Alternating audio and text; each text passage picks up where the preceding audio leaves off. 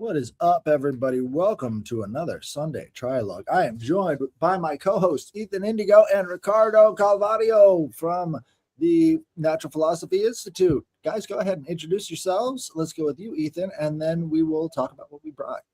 Well, great to be here in the war world as it develops. Experience some good conversations with you guys. And I'm easy to find online. I've written a bunch of books. I'm going to bring a interesting idea today from one of my books, The Matrix of Four.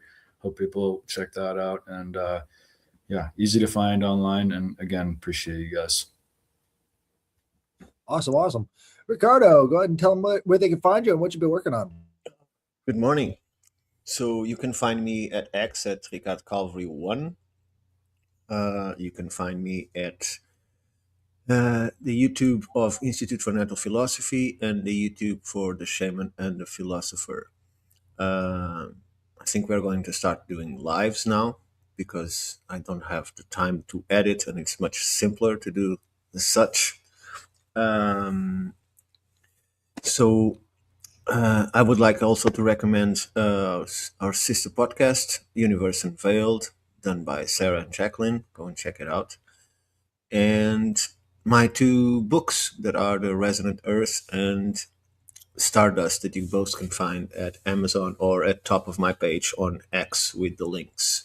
And what I've been working on is, of late, I've been working on the possibility of the Bronze world in the Old World and the Copper Age, and the Bronze world to be fueled by the copper from the Upper Peninsula area.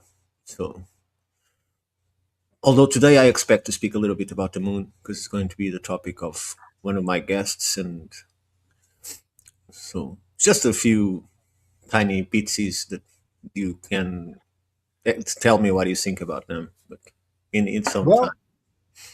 It doesn't matter what topics we bring, they all sort of relate back to each other. So let's start with the moon, and then we'll come back to the moon.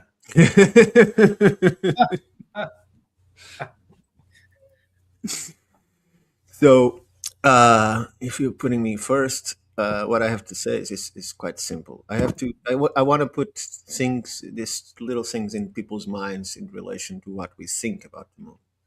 So, the first important thing is the gravity of the moon, because it changes everything in accordance to what it is actually, right? And so we are told that it is 1/6 of the Earth. And the term is gravity surface factor, right? So it's considered to be 1/6 of the Earth, when in reality, this equals to around 16%. But the reality is it is a minimum of 64% of the surface factor of the Earth. And this only appears in two references in the literature. One of them when they finally landed, successfully, the first probe on the moon. And it's quoted by Von Braun. I can't remember his first name. From Von Braun. Warner, maybe? Warner. Yeah, from Von Braun.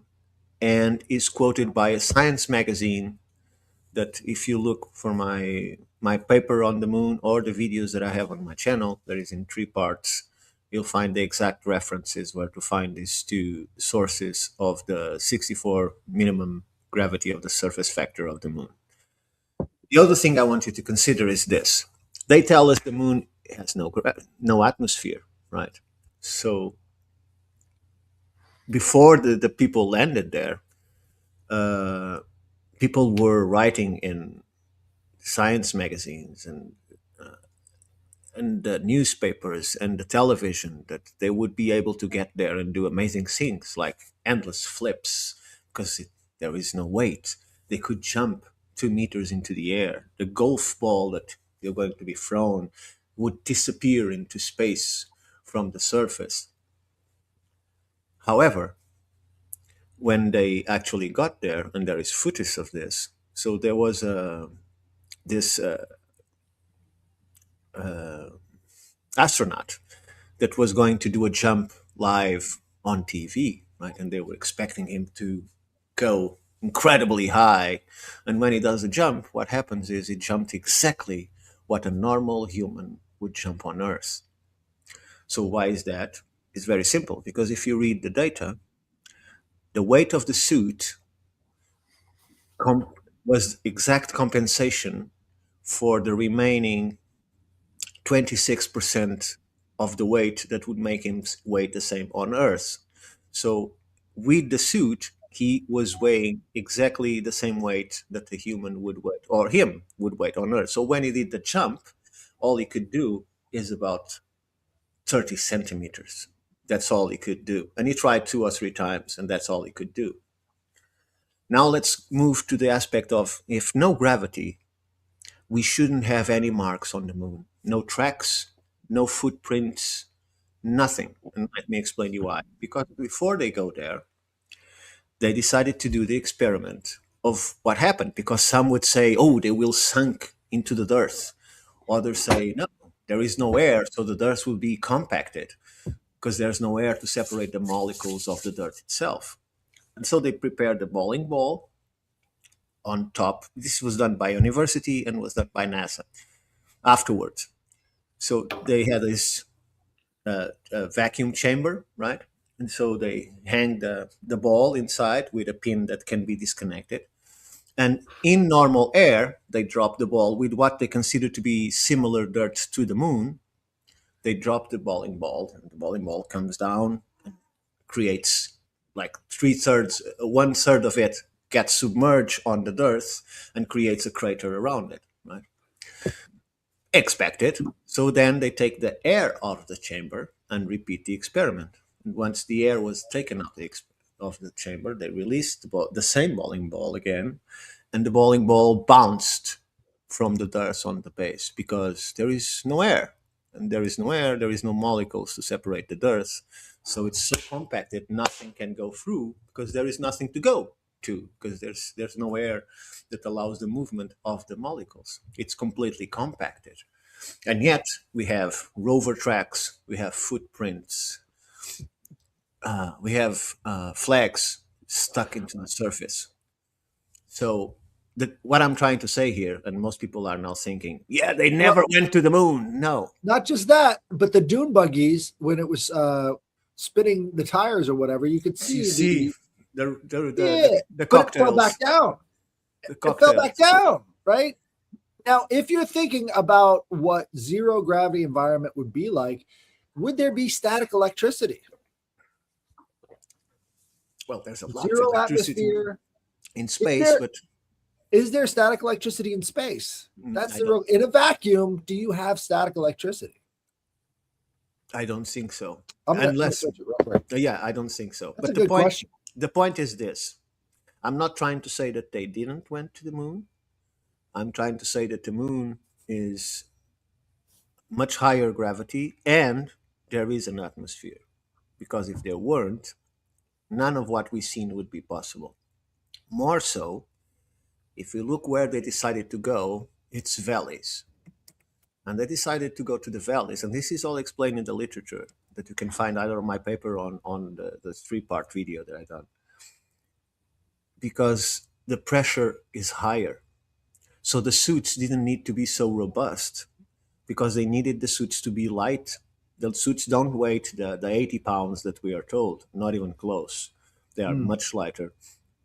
And so in there is some atmosphere. And that's why we can see the tails that you said from the rover and the footprints and all of that, because there is a level of atmosphere on the valleys, at least, that allows for that to happen. So why was this done? Are we supposed to believe that it's much more difficult to be in the moon than actually is? Was this to disencourage others to follow in their steps?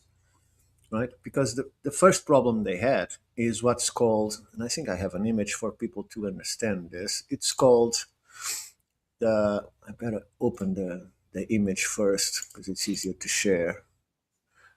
And I think it's one of these. Yes, it could be this one. I got an answer if you want to see real quick. Go on. I'm ready to share, but go on. Okay. static electricity in a vacuum is actually much stronger and worse. Low humidity, dry air allows charges to build up more easily. They can Material, flow. plastic hoses, insulators, preventing charge from flowing away. Friction source, the vacuum action creates a charge through rubbing, unlike just touching the carpet. So this thing that's landing is going to create a massive charge of static electricity that can actually kill you if it discharges. So if you're on the moon, you would have, well, not just that, but every particle of dust thrown into the whatever highly would then stick electrical. to you because of the highly electrical charge. There was no charges seen on the That would explain why the suits were so dirty, because it's I didn't stuck see to any them. dirt on their suits. Yeah, that the suits were very dirty because it sticks to them. Hmm. Another thing why I'll share this is, I don't know if people know this, but there are not dozens but hundreds of missions that were not done from all the Apollo missions that landed there. Hundreds of missions that were not done, and the justification on the report is exhaustion. So if there is no gravity, and they only weighted like 66 pounds or 67 pounds on the moon, as they told us, where's the exhaustion coming from? It would be a piece of cake to walk around there, like bouncing around the place. No, they failed the majority of the missions that they have to do there because they were exhausted. Exhaustion. Okay, that's what's in the reports. Experience. Yeah. So Well, could it be some effect, some physiological effect from space travel that made them so tired? no, because they already landed. This is not from the travel. This is after they landing. Why is this taking me into here instead of? Because you'd think like every aspect of the last many years of your life was geared to that day or those days, and you do everything you possibly could to make it happen. No, because when they planned it on Earth, we're talking about people. We're talking about people with a very high training. These Right. people don't get tired easily, right? That's what I'm saying. So it is the fact that in the moon the conditions were similar to the Earth, and they trained to do it in 1/6 gravity, and that's not just the reality. So How do you have a density of nothing? let me see if I find the image that I was looking for. Because the funny thing is, this distance is only found in two. I think I have. No, this is one of the reference from the literature.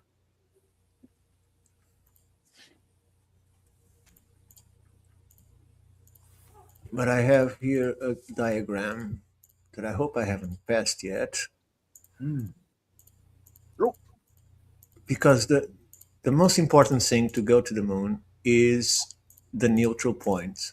And I have here what they thought it was and what it was in reality. Oops, there it is. Oh, what happened? Nope. Okay. It got small. So this is what they thought it was, 23,900 miles, 23,900 miles, right? So what happens here is when you launch a spacecraft, not only is doing this because it cannot go straight, obviously, because everything is rotating, right? It's not stationary object from one point to the other. They have to keep accelerating until they reach the neutral point. And when they reach the neutral point, they have to start deceleration, right? So that's why the Russians and the Americans failed again and again and again and again, because they were following a mathematical equation developed on Earth without experience. Right. So when finally the first object landed there, and this was the Russians that didn't share the information, it had to be stolen, they realized that the gravity point, the neutral point, was not at 23,000 miles or almost 24, but was at 43, which means the gravity is much stronger. Right? In here, this should be more in here, but that's the image that they created. So, for instance, I have an image here of one of the things that one of the probes they launched before. Well, I have a quick interjection. So if we are to believe that they've been to space and they've landed on the moon, There it that is. also means that they should be the ones spiking uniformitarianism, right? Because nothing worked the way they expected it to, No. or how their calculations played No. out. Which, if uniformitarianism is the truth or closer to the truth, that should be the case. But it didn't play out that way. So No. you either have to tell me it's fake or that uniformitarianism isn't always true. No, it doesn't Like work. they want to give up either one of those things, so we're left with another contradiction. So you see what this lady is holding? So this is their proudly presentation of a balsa wood that would have sensors in the middle of it, right? You see it on the space spaceship on the left, on the probe. So these were prepared to impact at 400 miles an hour without braking. Okay, that's what they were designed for, with a very safety margin of 300 miles an hour. But they were expected to crash at until 400 miles an hour and still survive. What happened was because they finally got the trajectory in order to actually get to the surface of the moon, they only missed the neutral point. And so the spaceship got there so fast that once impact, all of this was destroyed. It was pulverized. This balsa wood that you see here from the data, it was pulverized on impact, something that was prepared to hit at least 300 miles an hour without a scratch and until 400 miles an hour and still work. And this was the first indication that they had once, because they had finally impacted the moon, which means they finally hit it, that they were not doing the right thing. There's something was wrong with the mathematics of it. So when the Apollo 11 finally landed there, they used that new distance that I showed you before, the 43,000 miles instead of 23,000. Do you see the difference between 23,000 miles while you stop accelerating and 43,000 miles distance? It's 20,000 miles earlier, right? Now, what I find very intriguing is the fact that they don't share the information, because every time a new space organization try to get to the moon, they do the same. Either they shoot and pass through the moon completely, or they impact it and they crash. Even the Chinese. How is that they didn't have this correct information? Why did they have to discover it by themselves? Why it wasn't shared neither by the Russians or by the Americans? It's like, oh, we've been through this, so you got to go through the same thing that we did. We don't care, right? So it's just the fact that I looked for, and there is only two references on the literature: the press release given from Werner von Braun once Apollo 11 landed, and this scientific report that is more like a magazine than a scientific report, but they consider it to be so. Thank you. That mentions this 43,000 distance that was they used for finally to reach the moon. So, how the question, my final question is, how much more are we not told of things that are more or less obvious, right? This is the moon, but what else are we not told, right? What else is there that we And should? how much are we, to second that, how much are we told that is to distract us from asking the question pertinent to what we're not knowing, right? And then we're steered into some manure, basically political dialogue that's not even relevant to Is this different? Is this different from Columbus was the first? Well, there is that band of Vikings that got to Newfoundland. Yeah, they stayed there for a few weeks, but that doesn't count. What really counts is the guy that went there and allowed us to kill all the Indians was not the Vikings. So that's the guy that showed that how is it called? True manifest? No, manifest. Manifest Destiny. Manifest destiny. Yeah. Hmm. So these are things that you ask a scientist, a physicist, and he will tell you, believing it to his core, that the moon is 1/6 of gravity of the Earth. He doesn't know different. It is not. He's not blamed to be keep saying that it is 1/6 because that's what he's in every single book except these two references, right? So it's like you knowing your name and give your other name to everybody that you introduce yourself. They are not to blame for not knowing, right? So this is what I'm trying to say is scientists are not necessarily bad people, or they are not trying to hide things on purpose. The same with historians, archaeologists, whatever. What matters is the source of the information. This is why it's so important to people to see The Science Delusion from Rupert Sheldrake, either the band presentation at TED that banned his presentation, although it still survived because people have captured it and it's still on YouTube. Because most of our assumptions in science are based in sand pillars because we are not sure about them. So if they fail, all of our science, all of our physics will crumble. And what are we finding? It does every so many decades, it seems. But now, each time we have new telescopes and new space telescopes there showing what the universe is like, we're finding almost every week that our assumptions were wrong. We're seeing objects in space doing things that they don't align with physics. We've seen concentrations of elements that couldn't be according to our physics in terms of gravity and correlation of elements. We're finding things that contradict all, but this is all filtered in a way that you say, oh yes, it's different, but we just have to adapt our science a little bit to it. We are keep adapting, and the more we adapt, the more we'll fail in the future. When it is really important to use those elements, it will be the same as the moon. We'll crash it on the moon, or we'll fail it completely.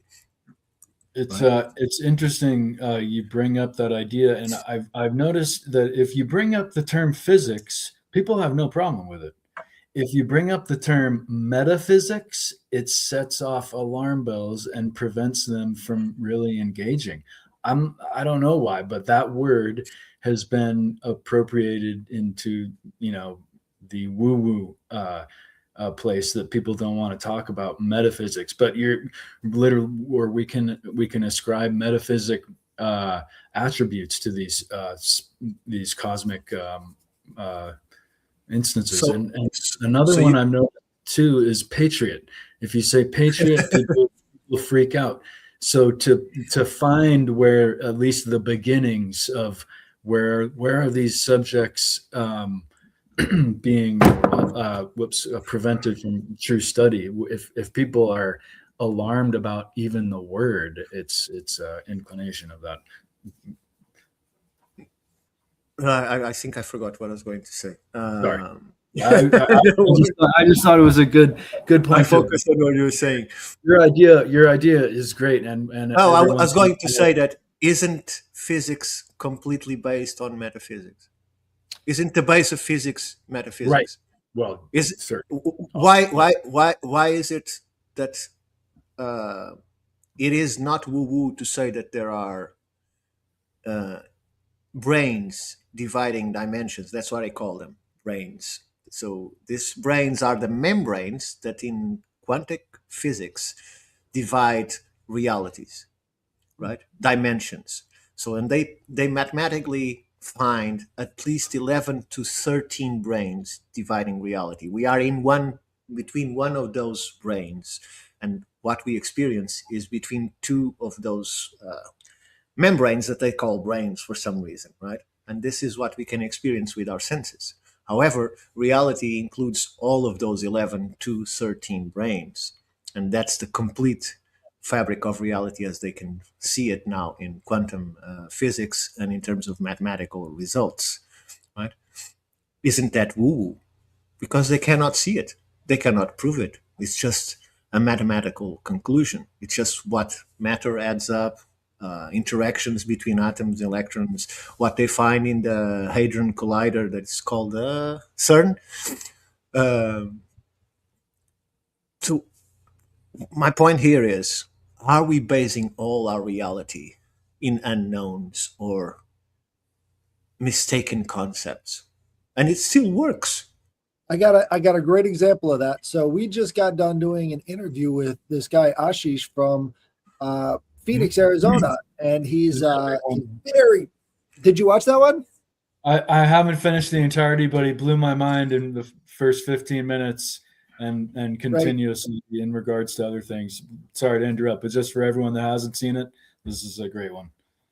Right. There is no more of a pure physics, no woo-woo type of guy than Ashish, right? He says it's all mathematics, it's all in the brain, there is no soul, nothing. That's his perspective. And he's going up against science right now because they are shoving LiDAR down everyone's throats when it comes to these self-driving cars and when it comes to AI.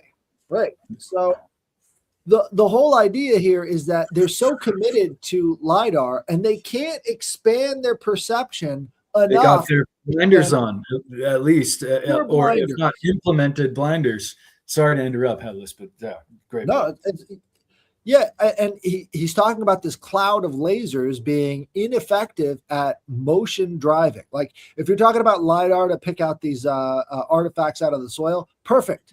That's what it's meant for. But if you're talking about an object in motion, you're not going to want LiDAR as your only steering mechanism. It doesn't make sense because it's like one single color. You can only see the world in one single color, and that color is depth. You don't know what the color of the shape next to your car is. So it could be a plastic bag, it could be a cat, because you only see the one monochromatic color of distance, and you don't see all of the details in every shape. But does LiDAR give you the speed of the other object? Yes, LiDAR gives you the speed and the distance, but it's not a good indicator of trying to judge what stuff actually is. So you'll get the shape and you'll get the distance, but you won't know what it is because you're judging it based off of shape.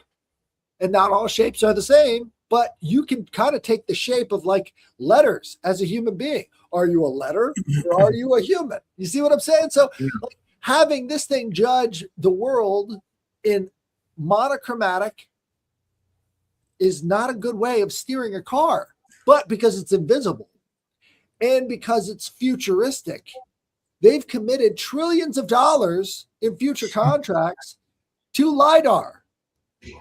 All he's saying is that you cannot come to these judgments without more, lines in the spectrum of color. You actually have to broaden it out because the more colors you can see, the more objects you can recognize using these other methods. And the way he was describing the numbers is, it would seem to me that LiDAR in that fashion is going to die, right? The number of crashes and the kind of implemented investment into that university. I won't, get into the details too much, but it seems like that would be the reasoning for why it's being implemented, and it's going to fall off because it's just not working. But my question here is, why they are trying to reinvent self-driving cars when they were invented around the 18th century? I'm not going to say 17, but they were invented in the 18th century. Good question. And they work perfectly. They're called taxis. It's a fair question. Why do people try to invent a lot of things? Like, I think it's because they can. What is the idea? Look, if we as a civilization had already our problems solved, if people were already occupied in matters like culture, even religion, creation, because there are no jobs, because robots are doing things, because AI is doing things, then people have to do other things. And then we do need a self driving car because there is no one to drive the car. But at that point, we have reached such evolution that it's easy to create a car or a system, not the car, but a system that can navigate itself through the world, right? Because Well, it's been tested and retested and so on. But we are Ash- doing completely the otherwise. We want to put the driving cars in front of solving all the other problems, right? So Ashish is coming to some very shocking conclusions by looking into computer vision, right? Computer vision is this form of AI that he's trying to put into the cars so that they don't keep wrecking all the time and killing people, right? Like Waymo's, their accident rates are through the roof. And now Waymo uses a algorithm that they created to reduce those numbers so that they can get better federal contracts. It's ridiculous. Like the corruption is right out in the open with this guy. I highly suggest he go on your show with you and Jason. I think that would be amazing. You guys interviewing Ashish as well. But the conclusion he's coming to is that computer vision is the way intelligence developed in humans. Everything is based off of the eye. The eye is brain tissue, right? And the brain tissue of the eye forms the circuitry of everything else that comes after. So his looking at AI from that perspective and building basically a new kind of perceptive consciousness within.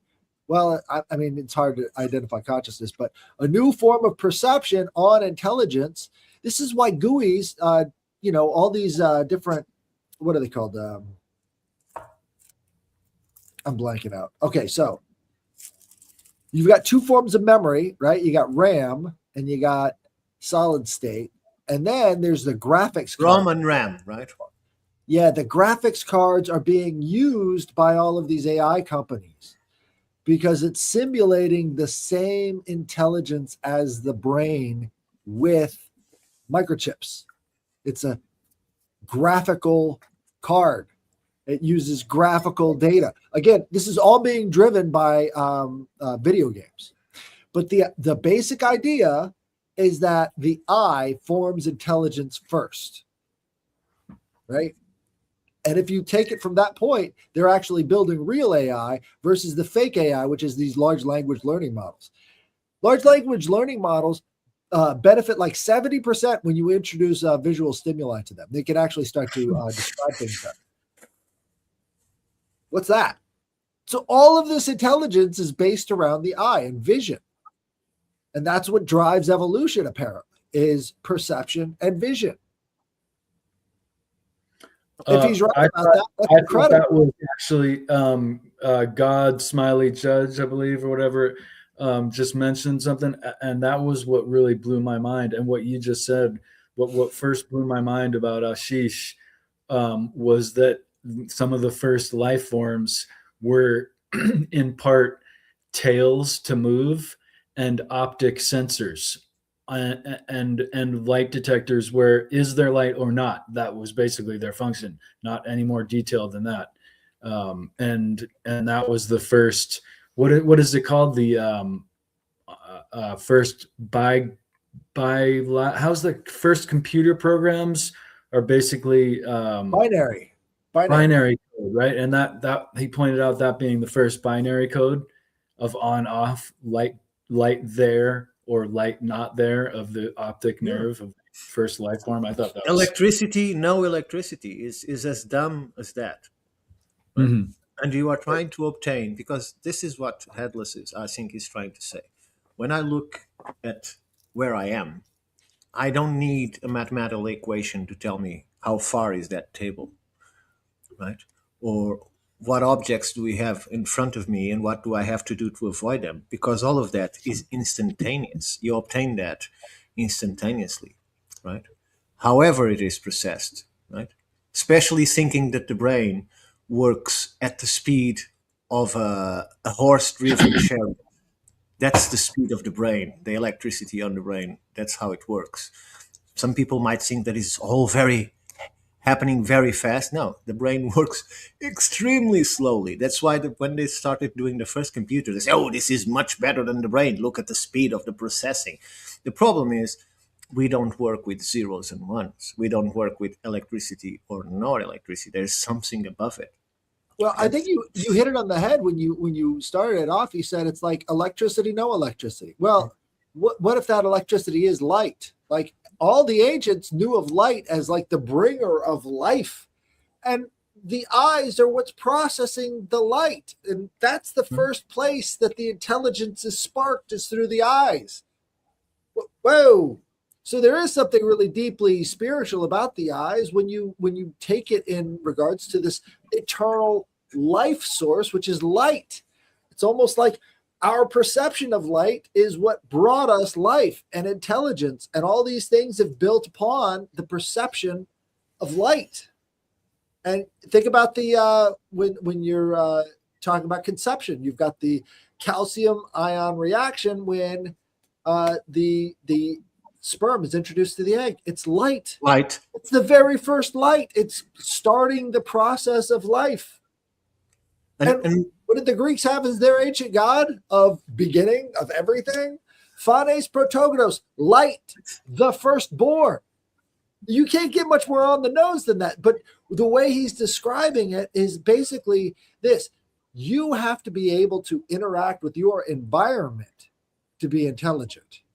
That's just the very, very basics. The only way you can interact with your environment well is by having the intelligence to process what you're seeing accurately. What the world around you has to have a way of getting in for you to be successful at creating more life, just on the most basic level of it. And so, yeah, it makes sense when you boil it all down to that one basic truth is your ability to survive depends on your ability to interact with the environment. Now, look at bats. Bats decided they used to be on top of the surface, right? But they decided we're going to go live in a cave, and they destroyed their eyesight. And so now bats have a problem with smooth surfaces. They can't have the same resolution using the echolocation that they developed because they've destroyed their source of light. Interesting. Right? So it's almost like they can't come out of the cave again. They can't survive in the light. Well, oh, someone might be thinking somewhere, yeah, but how about blind people? Right? How do they navigate our world? And There's an expression in no, I'm sorry. Please, sorry. no. Go ahead. I was just going to say. I No, was go going to ahead. answer it. I was going to answer the question. Well, there's an expression in Taoism or China, ancient China, if you will. Hear with the eyes and see with the ears, and this is a way to kind of cross-reference the senses and maybe make yourself more sensitive to what's going on. But you can get to the point of not daredevil, but you can, like, if you know an area, if you want to know if someone's there, you can say, hey, and the sound will ruffle different if there's a person there or not, if you know the area, right? So you can, in effect, see with your ears and hear with your eyes in a lot of different ways. Blind people become exceptionally so, right? Blind and deaf people, their other senses get hyper attuned. And that was my point. Is Yeah. sight is the most efficient way to do it, right? So obviously, if we take natural selection for anything, it would help organisms that have sight in regards to organisms that don't have sight, right? They would have I don't think advantage. it's a binary. Advantage. Yeah, but my point is, it's about the blind people. That's what I'm going to get.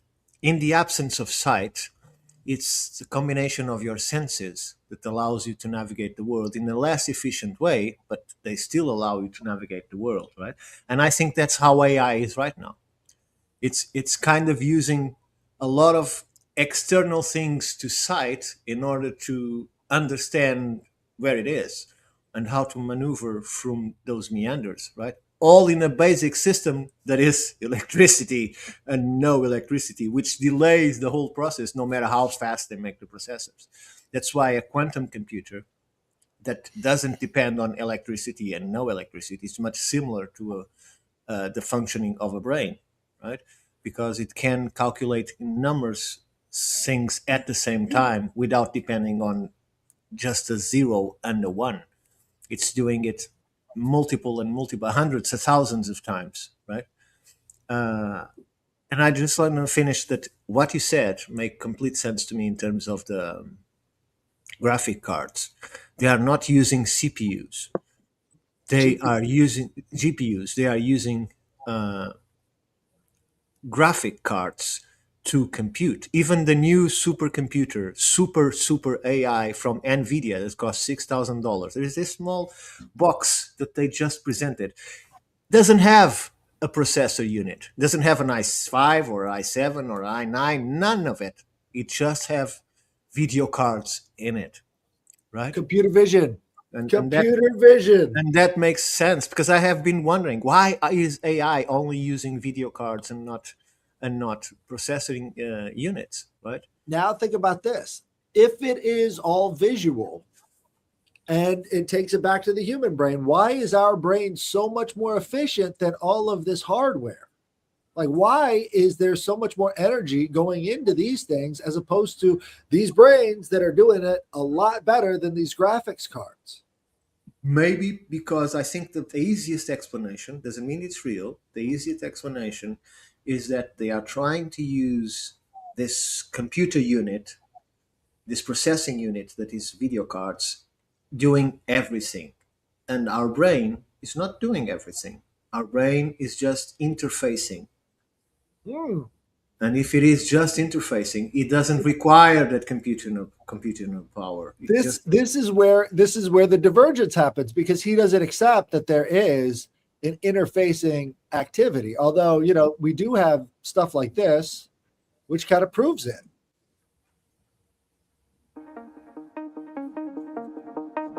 You are witnessing children reading and playing, completely blindfolded. The other dragons were purple with smooth, shiny scales.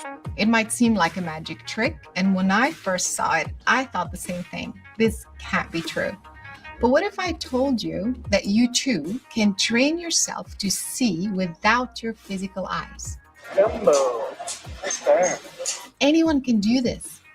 And if we can train our brains to see with the blindfold on, then we can also cultivate this higher power to make our brain do just about anything. So how do we do it? There are a few different methodologies that all achieve the same result because they're based on the same principle. If you believe it, you can achieve it.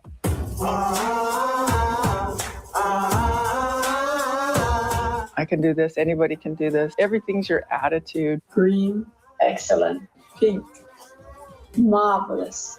In your head, you just need to think, please may I turn my energy on. So then how are these children and adults seeing in pitch black masks? They're able to see because they truly believe that there is light present in the environment around them. They visualized that there was light coming in from the environment, piercing through their mask, and soon enough, the light became so bright that they could see as if the masks weren't even there. Tell me what's on this card. Teacup. Belief can supersede what the brain thinks and does. It's the ultimate validation that our consciousness can make our physical brain do exactly what we want it to do. We all have the power to achieve and manifest these superhuman abilities. So it's not seeing is believing, but rather believing is seeing. All right. So how does that play with That's beautiful. how does that play with the computer vision? Because they're not using vision anymore. They're using they're using light. The firstborn. There's a connection with something outside of the body. It's not just all about the brain anymore.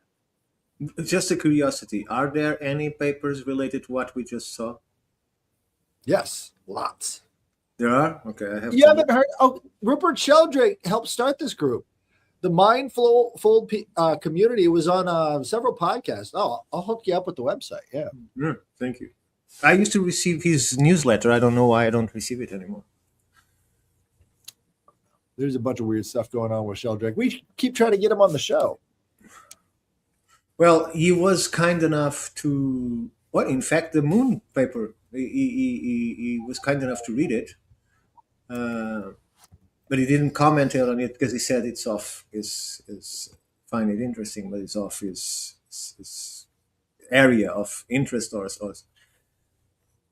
or expertise. And in terms of coming to the podcast, at the time, he was very nice in replying, but he didn't came. So I hope you can manage because I think he's one of the most fascinating people still alive, and he's not young. So,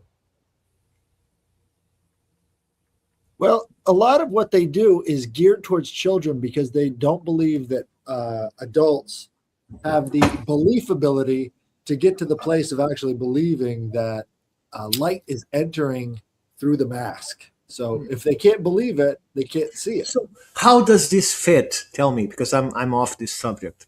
How does this fit? I just got some material from not from him, but that he wrote. Richard Feynman, I think it's his name, Feynman. It's one of the most known physicists in our science, and he says clearly, light doesn't travel. Right. This is one of the most acclaimed and respected physicists on our, and this is not young anymore, but on our current state of science, and he stated that light doesn't travel. And that's one of the few things that I saw from the paper. I didn't have time to read the rest, but it was highlighted. And then I was seeing the video where he says it, that light does not travel. So if because he's trying to explain, because he was asked, why isn't anything capable of traveling faster than light? And his answer was, no, light doesn't travel. Right. Well, that's kind of like what I was talking about. So light is everywhere. That's why I'm trying to relate. What are you saying? So light is everywhere. It doesn't matter if you have your eyes open or closed, because life is always everywhere. Right. Well, light is part of the spectrum that surrounds absolutely every object. It is once you lose the objects, you lose the light. But that's one of the problems, is they think because this invisible form of light is hitting everything in a cloud of laser beams, that somehow makes it better than our eyes, because now it can bounce, so they can know precisely how far away things are. But that's almost the metaphysics of the insurance salesman, the metaphysics of the insurance adjuster, right? Is we have to make sure that we're not going to hit other people. So we have to measure the proximity the whole time.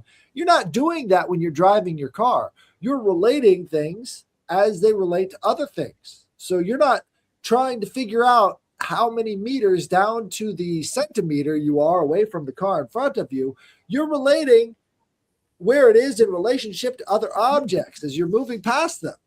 The pressure you have to put on your brake pedal to don't impact the car in front of you, calculating of speeds, incoming traffic, knowing when you can pull up, calculating the speed of the other vehicle coming in the same direction or in opposite direction. You do all of that instantaneously. Well, most people do it pretty bad. That's why they drive very badly. But it is possible. You see the problems when you limit your intake of light. You're limiting your intake and ability to, interact with the outside world. So that's my pitch. Everybody get into aura viewing, because you're actually seeing a different spectrum of light. That's dope. And there's, every esoteric and religious tradition, all of their practitioners are all pursuing enlightenment. Whether they'll call it that or not, if they're religious, maybe they won't associate it with that word, but that's what it's all about, man. right? You know that there is this particle called a neutrino, right? You ever heard Neutrino, of it? yeah. Neutrino. Neutrinos couldn't care less about matter. Right. They just go through anything. So it's present everywhere. Is this the light that they are seeing? Could be. Or they're not seeing from inside of their minds. Like it's a limited form of like out of body experience, right? So there's other mindful people who acknowledge that there are parts on their head, right? As they're blindfolded, right? There's parts on their head that can actually see better than other parts. So sometimes they'll hold a card up to around here because they get better vision that way. Trippy. That's strange. It feels like both a primal and transcendent pursuit of light. Bingo. Right? It's bringing the ancient back because this, I mean, think about it. We didn't have language. So the way people perceive the world was very, very different. We couldn't normalize and standardize everybody else's perception. So there were a lot of perceptions going on. As you can imagine, a person with this powerful of fucking water AI quantum computer would go around and do a lot of strange things. So once you bring language into the picture, that all of these other ways of seeing and perceiving and all the rest of the stuff that people develop to survive in their environment, like we're talking about with intelligence in the beginning, it all sort of goes away because now we've got one frame of reference to work off of, which is just the word, the logos made flesh, right? But the whole idea is that the logos is how the world is made, right? It's made by command, but that's not true. It's made through vision. Vision is how the world is created. And the eye of God.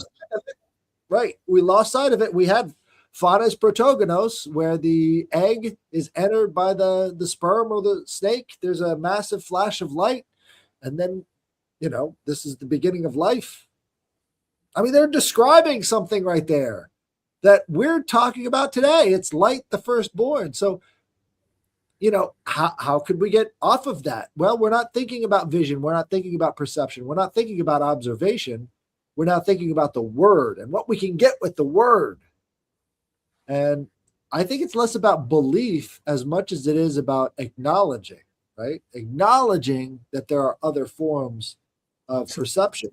So how far-fetched it is to grab this blindfolded but seeing the light to actually going into a form of telekinesis, not telekinesis, of telepathy. Let me explain. They were on the telepathy tapes. Let me explain. Because emotions create vibrations, and the vibrations can be identified as colors, right? So you can actually hear people's thoughts, at least in the basic sense of if they are being loving, if they are being aggressive, if they are a menace or they are a friend. I think this can all be seen in that process of being blindfolded and just getting the light and how the light interacts with things, right? Does it produce colors? Is this a next phase of study? I'm just questioning. I don't know because I don't know anything about this.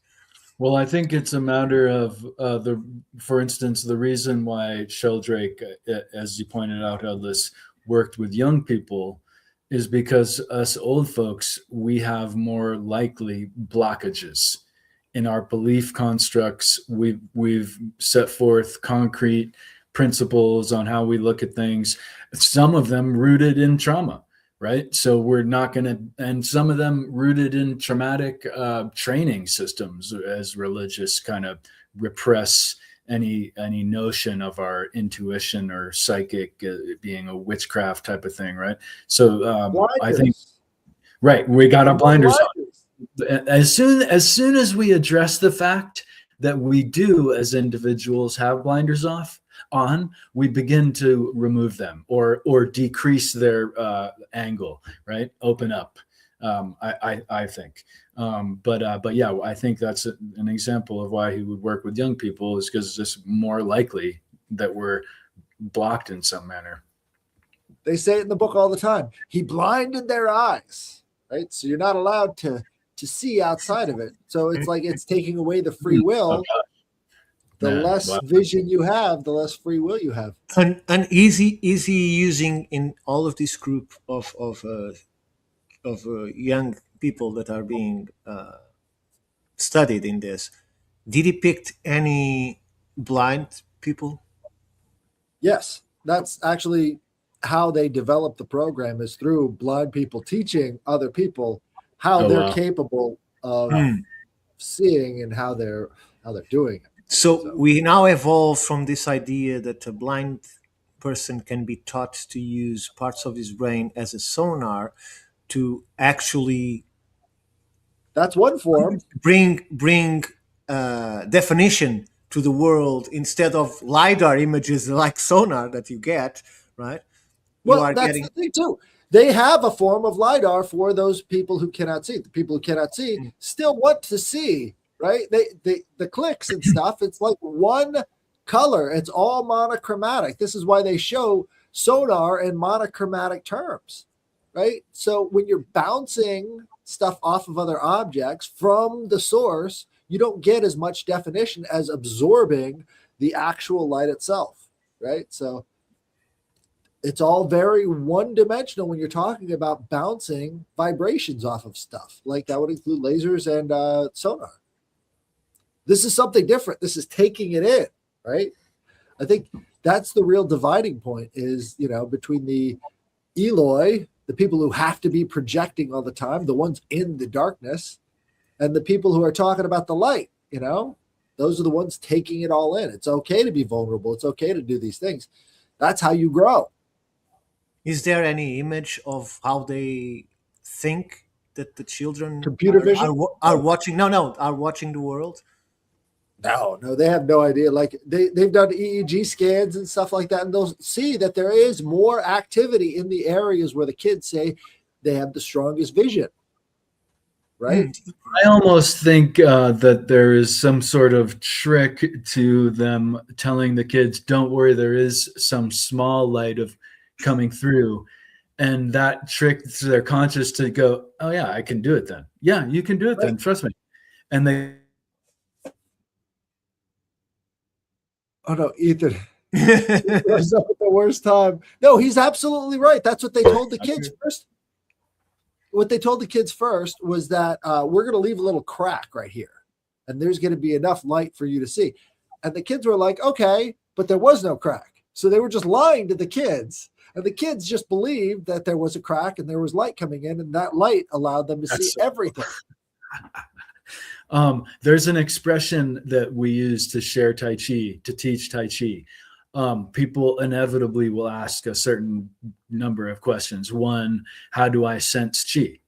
The answer is first you imagine it, and then you cannot unimagine it. And there's other even instances that itself is true. There's other instances in practice where you essentially lie to instill upon them the power of their own practice, right? Which that idea of they did, right? No, you're completely blind. Any adult would know, yeah, dude, there ain't no crack of light coming through. I'm above 16 years old. You can't lie to me. Whereas a kid is like, oh, okay, wait, are you doing it too? Yeah, I think so. Oh, okay, tick. And then their just consciousness takes over. Right. Once you click into the ability to believe something is real, it becomes so much easier to continue to believe that it's real. But you have to have that sort of that click. Exactly. The click. But that actually brings up what computer vision was talking about when it comes to video games. Right now, they render levels in video games only based upon the perception of the main character. So as the main character is looking around the screen, that's when it's rendered, is when the character is picturing something, right? So when you're moving that camera around, when you're picturing that thing, that's when it's created. Well, the rest exists mathematically. That's called the dream. When you're looking on the inside, you're only rendering what's in front of you. You don't really render things behind you until you turn around. What they're talking about is computer vision has invented dreams, and they're called video games. These are computer simulations created inside of these graphical user interfaces that are. Well, I wouldn't put it past the fact that that's GPUs. That's It's all vision. accidental, because that's really how we perceive things, right? And so they're discovering it from the reverse direction. And yeah, they don't realize it. It's reverse engineering. No. On a technology that no one knows how it works. But basically, video games were how computers interacted with us, right? That was their sensory organ. And so now we're building all of their new sensory organs around video games, because this is how the computers started to learn. And then you created this feedback loop, which is now creating artificial intelligence, right? Is based on the same way that cells would do it within evolution or whatever. Like there's something interacting with it, some form of energy, and it's able to manipulate that energy and build itself, right? And if you look at the mitochondria doesn't even have animal DNA in it. So somehow these organelles acquired this thing that now reproduces on the same sort of track that we're on two separate tracks that have come together inside of the cell. Mitochondria are weird as fuck. It doesn't make any sense. If we're going to look at that and be like, well, maybe it found a way to manipulate this energy source. And that's how it created itself into what we see as life today. Well, now computers are kind of an artificial form of that. And we are sort of like their mitochondria, right? And we're building the cells for them that now are getting bigger and bigger and engulfing the world. So if we're thinking about this as another organism, maybe we're the mitochondria. Maybe this is a mutually beneficial relationship that, this thing is going to look out for us or something. I don't know. It could be a new form of cellular life. That's all I'm saying. But you know that they just found out, they just released a paper like 1 or 2 weeks ago, that we have the exact same genes that allow these geckos to rebuild limbs. Exactly the same gene. The difference is, in the gecko, you cut a leg and the gene is activated. In humans, you cut a leg and the gene is suppressed. Right. It's suppressed. Right? So it's not just inactive, it's suppressed. No, the gene is active. It is actually suppressed anytime is needed. You see the weirdness of this, right? While in the gecko is active and is directed to the problem when it arises, in humans is active, and when you need it, it is automatically suppressed. And that's why we scar instead of we heal. That's the difference between scarring and healing, right? Now, I know about the areas inside of our DNA that have looked like they've been manipulated about 200,000 years ago. Is this another one of those areas? This is to me the most evident, the most irrefutable thing that I found, that humans have been manipulated. Because it wasn't in someone's interest that we not only could live much longer, that we could regenerate ourselves. Like we have a deficient part, the body just knows how to generate, because information is in you. It's in our DNA and the RNA. The whole information to make you, it's in you, right? It just doesn't work for some reason. It's like they also found that the anti-aging processes within the cells are encoded in the cells. They are just suppressed. So your cells could continually regenerate themselves instead of dying, but something in the information that is given to them, it allows them to die or decay instead of generate, because there's another one who's going to take its place. But that process only takes a few times. So after a few million or billion or zillion, I don't know, regenerations of the cell that died in that place, it ends. The cycle is ended for you. Like it's like they saying your heart has a more or less 1 billion heartbeats to function. When it's not true, your heart can continuously beat endlessly because it doesn't need to decay as long as everything that he needs keeps being given to it. There's no reason to there is a decay. The decay is programmed into us at Are some you talking point. about the telomere length? What? Are you talking about the telomere length, the end of the DNA that's sort of being, slowly eaten away over time, or is that something No, different? there's I think something that's different. part of I it. think it's part That's of it, what- but it's it's a not result what of I'm it. saying. What I'm saying is there are informations coded into the regulation functions of the organism to limit us. So if we are limited in that respect, aren't we also limited in the areas of the brain that could be connected? And some people do and can do those things. So what, for instance, these kids, what they are doing is reconnecting things that are not wired to be connected in the first place. It's by self-actuation that they are bringing to reality, because it's a placebo effect. They believe, oh, the light is going to come on from that so I can see, and they ended up by actually seeing. I would suggest there are ways to manipulate our body's chemical composition, yoga and Tai Chi being among the least harmful ones, right? I don't mean by pharmaceutical concoction. So even working out, there are ways to input our chemical Ethan, makeup.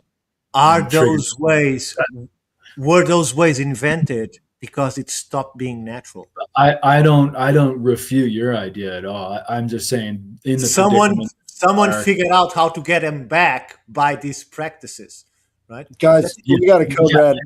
I believe that would be more most likely. Yeah. We got a code red on that film. Corey Feldman is in it. Code red. Code red. Pull out. But it does have Michael Dorn. So if you like Worf from Star Trek, he's in it too. So I had Headless. I know we wanted to touch base on some more current events, maybe, but I had a little idea that is maybe. Well, I think it's an important idea, and it's maybe related to what we've been talking about. I have it up here if I can share it. I'm not sure what I do. Sure. Let me throw it up there. There we go. Okay. There we go. So we've been talking about the binary code, which that by itself is binary. There's no need to look for more than the two, I would say. And the Carlos, Ricardo, you mentioned the unknown and knowns. This is a big dynamic, and the pursuit of light and the amidst the darkness. Then what I wanted to touch on today is the Hegelian dialectic. And I relate it to Buddhism by way of the 14 unanswered questions of Buddha.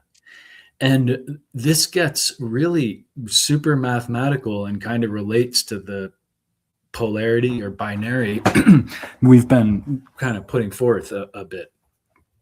I'll read the 14 unanswered questions of Buddha, which are actually in a formation of 4, even though I believe the latter two are not in 4. So anyway, so I'll read them. Is the universe eternal or not, or both, or neither? Is the universe finite or not, or both, or neither? Is the self identical with the body, or is the self different from the body? Does the Tathagata, the Buddha, I believe, exist after death, or not, or both, or neither? So you can see that formation of 4. Besides, there's one distinct one that is in a just a polarity. Each question that is for 4 me- questions. Each question is essentially 4 questions, and described as the 14 unanswered questions of Buddha. For as the story goes, Buddha would go and teach lessons and have discussions with people and answer their questions. And these were the only questions that he answered with silence. He could not answer them. For any answer to them, as the story goes, is useless in relationship towards the development of our psyche, towards the pursuit of enlightenment, if you will. So not to be detrimental, but the real questions that matter, the illuminated one could not answer them. Or are these are maybe, as you put it, the real questions? I think there's a lot of real questions, but these are the ones that he said. I'm just placing it in the meaning of life, right? It's interesting that these are always asked, of course, right? These are the profound questions. You're right. You could be accusational in respect to that. You're right. I'm not being accusational, because I think not necessarily. Right, I don't think they're meant to be answered. That's I believe what Buddha summarized as well. That they're meant to be experienced, and any answer is valid. And what is the point of life? The point of life is finding a point. I believe, essentially, right? So, and I believe these questions are best left unanswered. Is what because Buddha summarized. Every single point in our existence is based on objectives.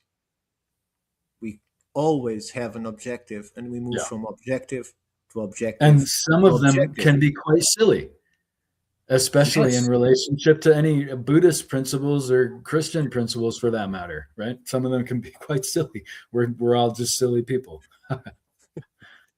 Well, on that note, it's enlightenment, right? For you to be enlightened, you have to be able to see the light. And sometimes it takes, maybe the Buddha knew, maybe he didn't know, but sometimes it takes just, maybe not obsessing on questions and or admitting that there are some things that we don't have the proper answer to in this modality. Remember the architect, when he asked him, "Why am I here?"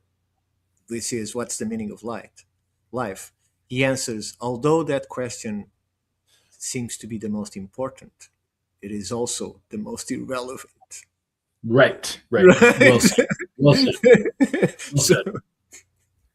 Well said.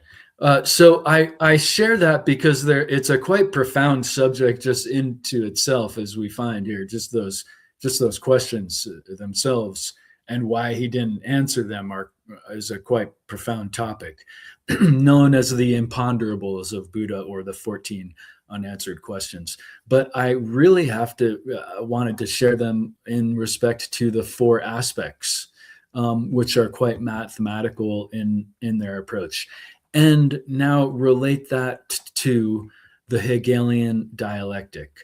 This we see play out beginning with really what you first covered, Ricardo, the topic of how many times we've been steered to not look at what is the subject pertaining to the truth and look somewhere else. And I would add too, how many times have diabolical leaders done diabolical things to hide their diabolical past? And so their diabolical present looks super bad, but it's not as bad as their past. The present makes me have to ask that. So this formation of questioning, though, or processing, is a really valuable one. Not to say that other forms of processing, like the binary system, does not have value in and of itself. However, with the knowns and unknowns, if you add what I call the matrix of 4 to it, you get even more subtle kind of complete coverage of information in effect. there are the known and unknowns, but there are also the known unknowns and the unknown knowns, right? These are important things in the consideration of tactics and esoterics, for that matter. Were you going to say something, Ricardo? I was just wondering if you both watched the movie Lucy. I don't think so. I'm not sure. What is it about? Lucy, that's light. Lucy Right. is forced to be a courier for some new drug, and they implant the drug inside the patients for them to pass the airport. So they do a surgical implant in their abdomen of these bags of this drug, and so he was tried to be abused, and in the process she is beaten, and one of the bags has a crack, and some of that drug starts going into the system instead of being intake, right? And that drug, for some reason, makes the brain hyperactive in terms of energy, and it transcends the brain itself and starts to create a new understanding of reality. So it's like you being in a video game, and what I call and some my friend calls it to see the architect. That is when you are in the game and you start being in parts of the game that you are not supposed to be, and you start seeing how the world is shaped. You see 4 dimensions instead of 3 dimensions. You see what's above, what's below. You see the matrix of the creation. You almost can see the algorithm of how things are created. And this is the process that she been through until she reaches the singularity. So once she got to certain levels of having the drug in her body, reality itself became just something playable. So she could be in the past, she could be in the present, she could stop time, she could manipulate all the elements because they don't exist. It's just like a program that you can access. Once you get out of the system itself, you gain control over it. It's like you become the programmer at the same time that you are inside the game, so you can do whatever you want. It's God mode, basically, right? And this is a very short movie from Luke Benson, if people didn't watch it. It even has Morgan Freeman. Sorry, are you showing it? No, but if you can, I can look for it. It's a great allegory of our reality, right? And I would add to that, if I put it in this way, if you're not training, you're being trained, and we are often not using our mind, we are having our minds geared in certain ways, right? Which is essentially the Hegelian what is known as the Hegelian dialectic, which I'd point out Hegel himself later would say is a lifeless schema. And in fact, it's a triad that people use normally in relation to problem, reaction, solution. Not to refute this triad. It is a thing. Let me just say, Atlas, I put it in the chat because if I put video, I will lose my streaming. It doesn't allow me to. Oh, got it. So go ahead, Ethan. Sorry for interrupting. No, thank you. So in relation to the original kind of triad thesis that Hegel is related to, it was more, and effectively the same thing, but it was more thesis, antithesis, and there's that first duality, and synthesis, right? And this is the triad that let's pause here. Go ahead, Nicholas.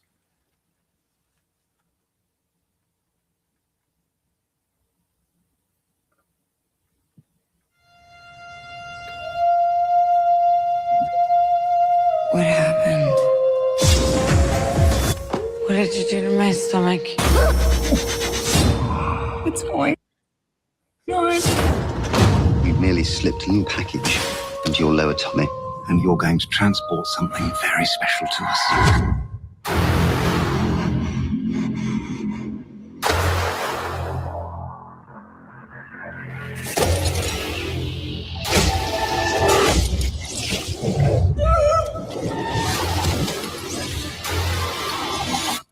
Light.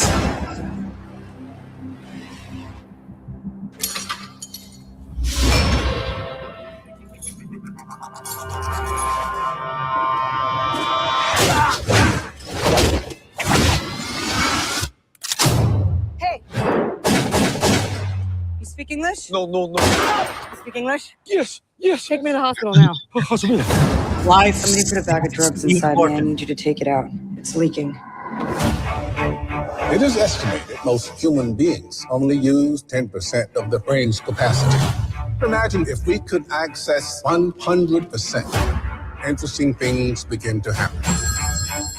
Yes? Professor Norman, my name's Lucy. I just read all your research on the human brain. It's a little rudimentary, but you're on the right track. Thank you. I have access to 28% of my cerebral capacity. I can feel every living thing. Since when did you start writing Chinese? Since an hour ago. What happens when she reaches 100%? I have no idea. All this knowledge, you can unlock secrets that go beyond our universe. I'm not even sure that mankind is ready for it. It's like all things that make me human are fading away.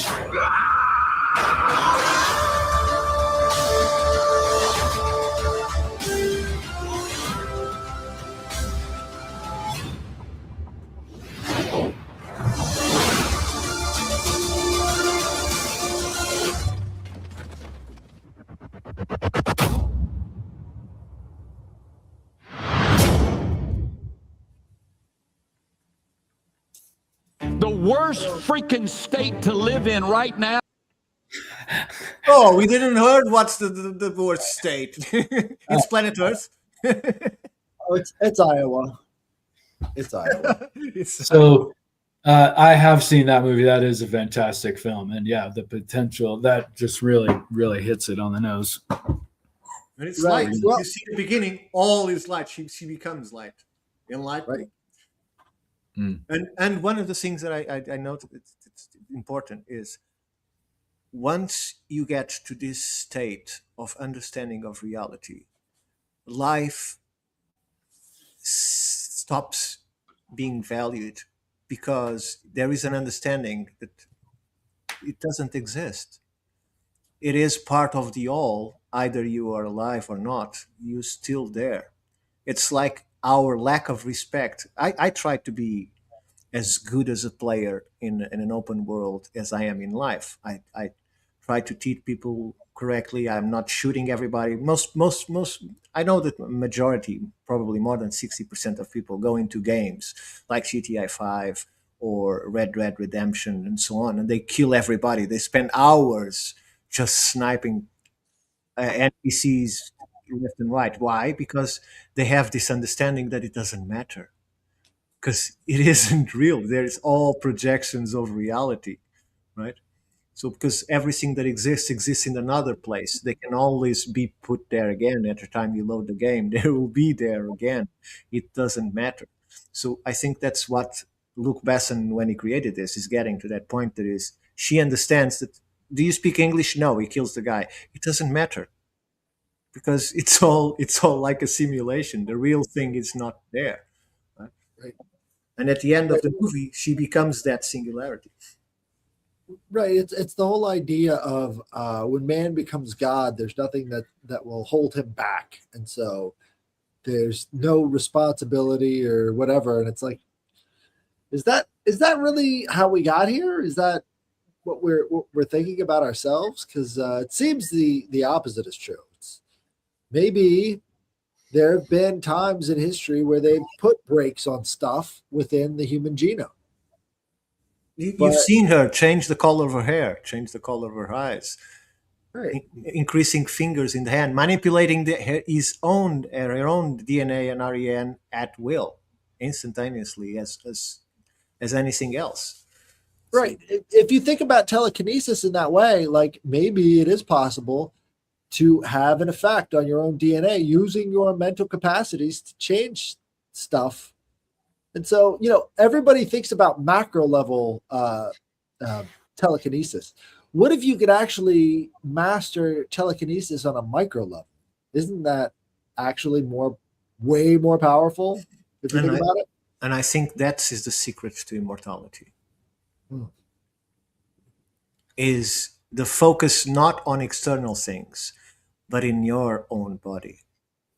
To control your own body. And if you go to science, you go to Bruce Lipton. And although he failed to follow his own teachings and his own findings because he's getting old, very old, he proved many years ago that we have the ability to influence our genes. And he was not coming from a spiritual world, he was coming from a biological research, right? Because he was wondering, why do cells decay? Why do cells age? Why do we age? Right? It's belief. That's why he call it the biology of belief. That's what the video you have to look for on YouTube from Bruce Lipton. It's all about belief. And I keep saying this and people think I'm mad. We are brought to believe since birth that all things wither and die, that we are supposed to go to an old age and die because we keep seeing everybody doing it and we think it's an escapable reality, right?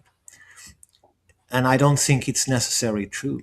I think it's the same way that now we know that kids are seeing the world with their eyes veiled.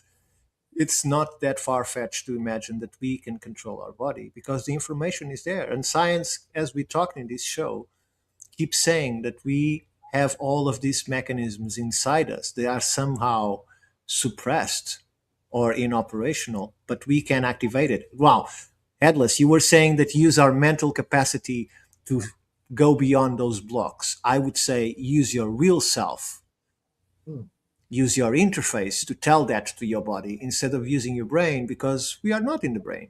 We are not. I got this written down. So this is from that other trailer. I basically said, enlighten yourself through the acceptance of more light. The best way to accept more light is to believe you are capable of accepting more light. Every single nerve is capable of accepting more light. So if you can get into that mindset, if you can meditate on that, who knows? We might be able to start perceiving things from a much different perception, and that could be a evolved way of seeing the world.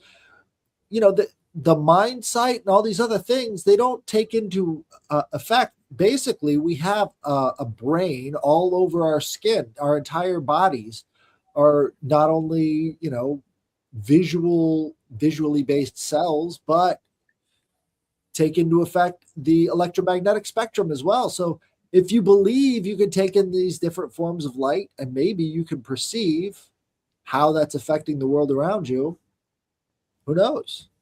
Yeah, and I think there's more than one way to do it. For instance, you both are aware of that lady that showed that she could do telekinesis, but she shows that he's doing a lot of effort to do. It's like stimulating for her to do this. And this is from the 80s, I believe. There's a lot of footage of her. She was studied by real academics and universities, and she could actually do these things, but these things were killing her. Literally, right? Why? I think that because she was doing it the wrong way. In her belief system, because she believed that.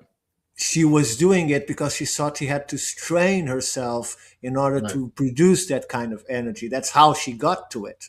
She got the results. She could create fire. She could move objects. And this has been, again, studied. I can't remember her name right now, but she's pretty famous in these circles. And completely ignored for many years since she died. And to that point of the relationship between the psychic and the politic, the way that institutions would and do, and people talk about with the Hegelian dialectic, the way they use it is based on the assumptions of how we believe and how we perceive.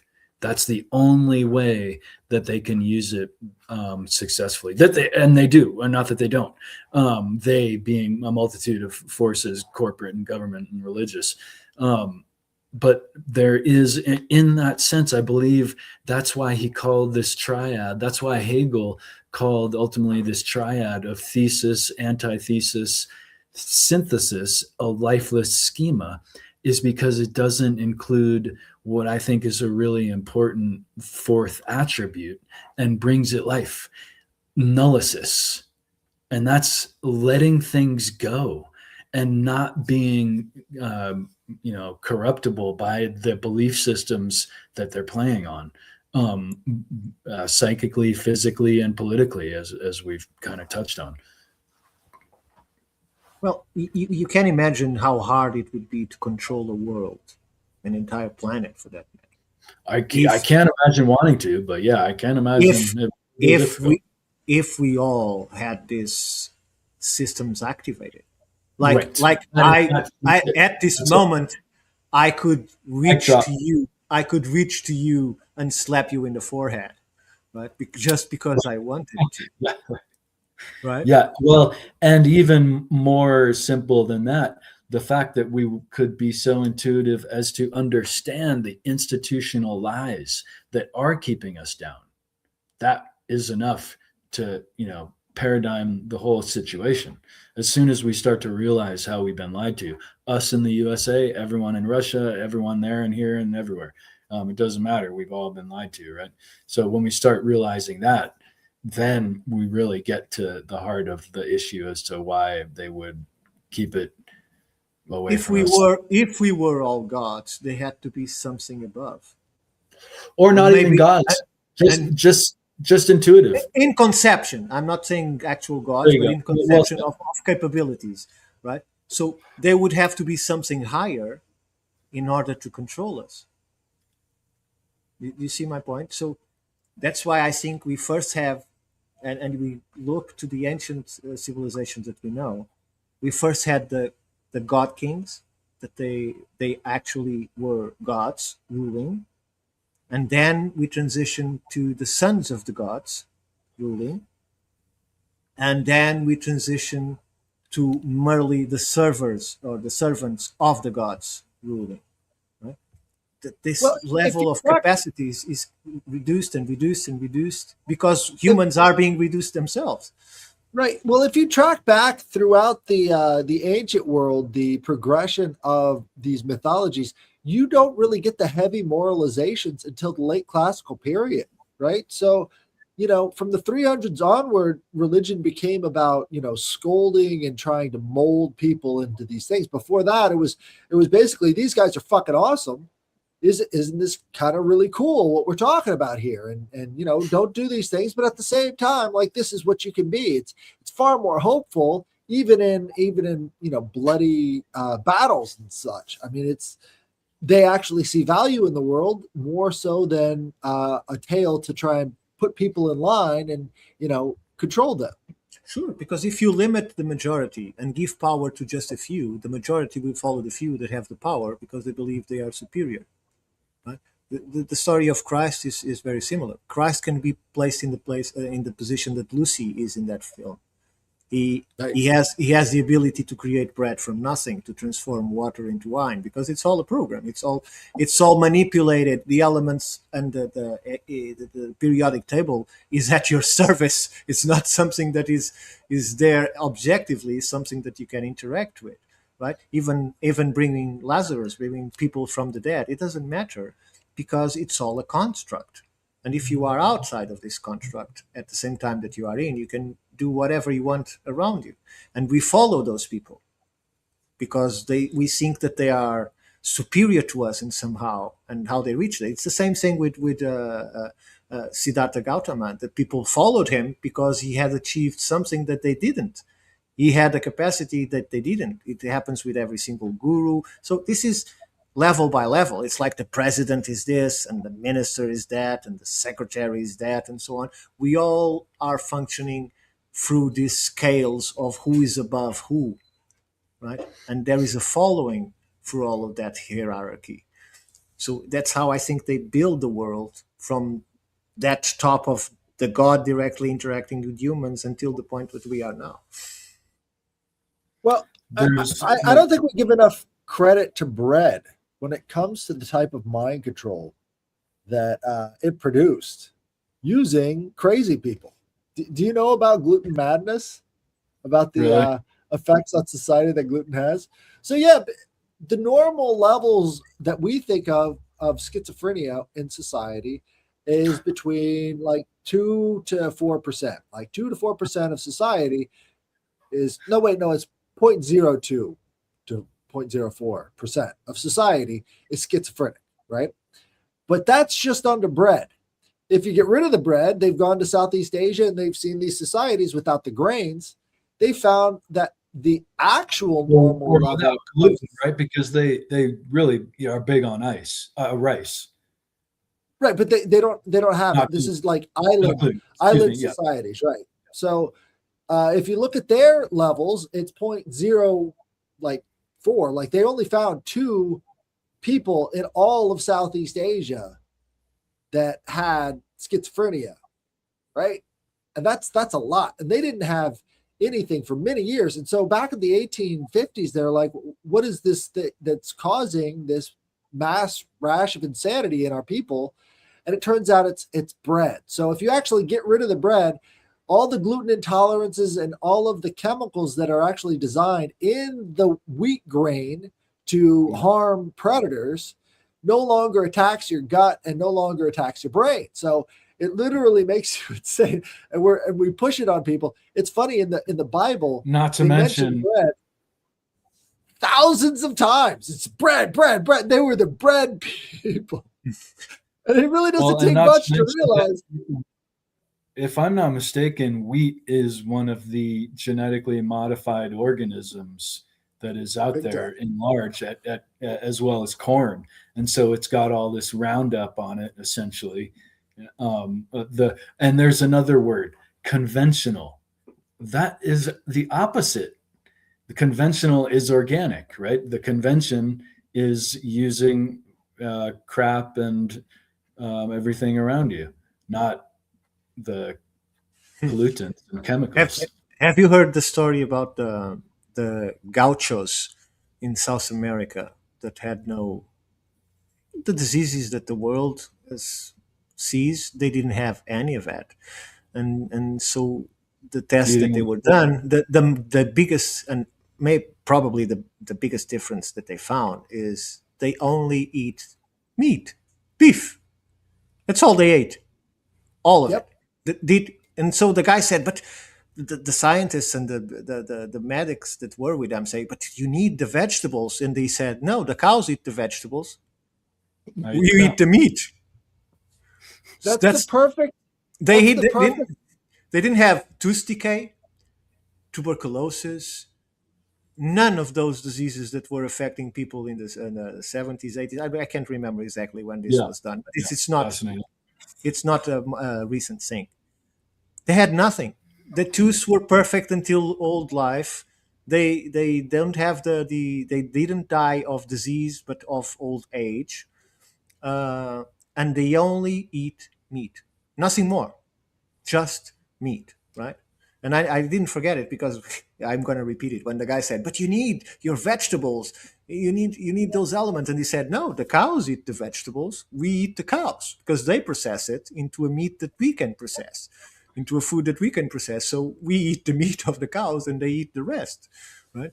So and I think it links what you were saying. Food is important, right? Although taking the risk of we're alive, so it's hard to banish.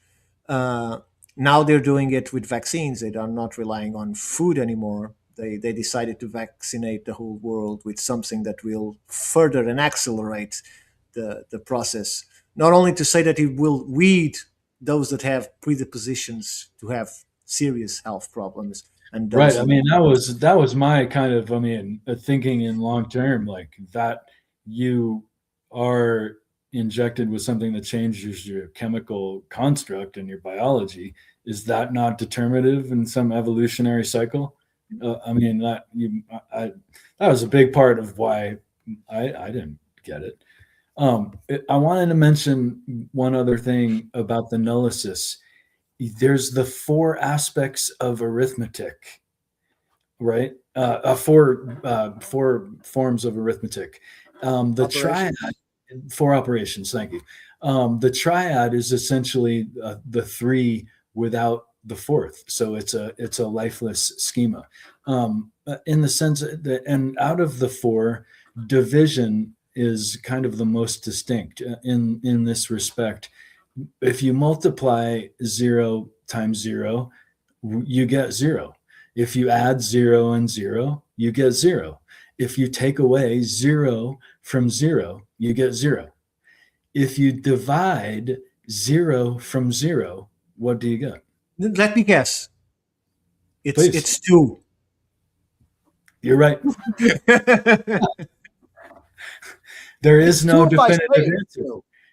There is no definitive answer, and it is in alignment with that nullisis. Just, it can be whatever your consciousness wants it to be. It's 0 divided by 0. So everything multiplied or divided by the lowest number from 0 to 9 always gives the lowest number, that is 0. Everything multiplied or divided by the highest number, that is 9, always gives 9. And people are saying, oh, I know it doesn't, because 9 by 9 is 81. Yeah, 8 plus It's 1. 9. It's 9. So everything multiplied or divided by 9 will always be 9, and anything multiplied by 0 or divided by 0 divided by 0 or by any number, it's always 0. I never thought about it like that.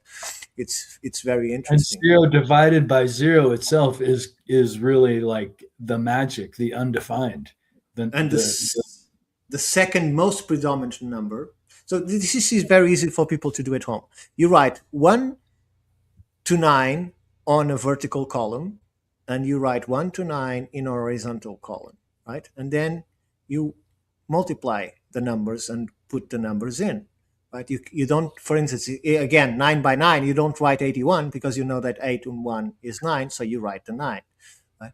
And you'll find that the 9 will go like this diagonally from top to bottom, and the 0 will go like this from all the numbers in both sides, right? So you have a 9 and you have zeros. The second most predominant number is 6, which I find also curious. That is neat. Yeah, it's the second most predominant number. It's the 0, the 9, and the 6. I don't know what significance that has, but I think it's probably either mathematics is really connected to our fabric of reality, and therefore these are the sequences most used to create this reality for some reason, or it's just a mathematical thing that it's just a coincidence. I don't know. Oh, are you talking about Bedford's Law?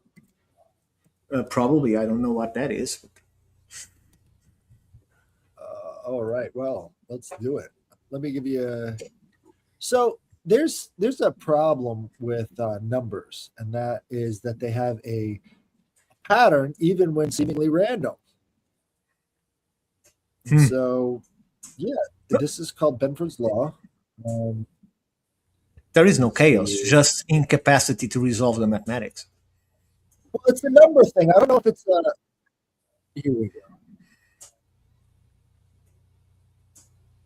You could look at the populations of all the countries in the world and look at the leading digits of all those. So, for example, if it was 1,000... Sorry.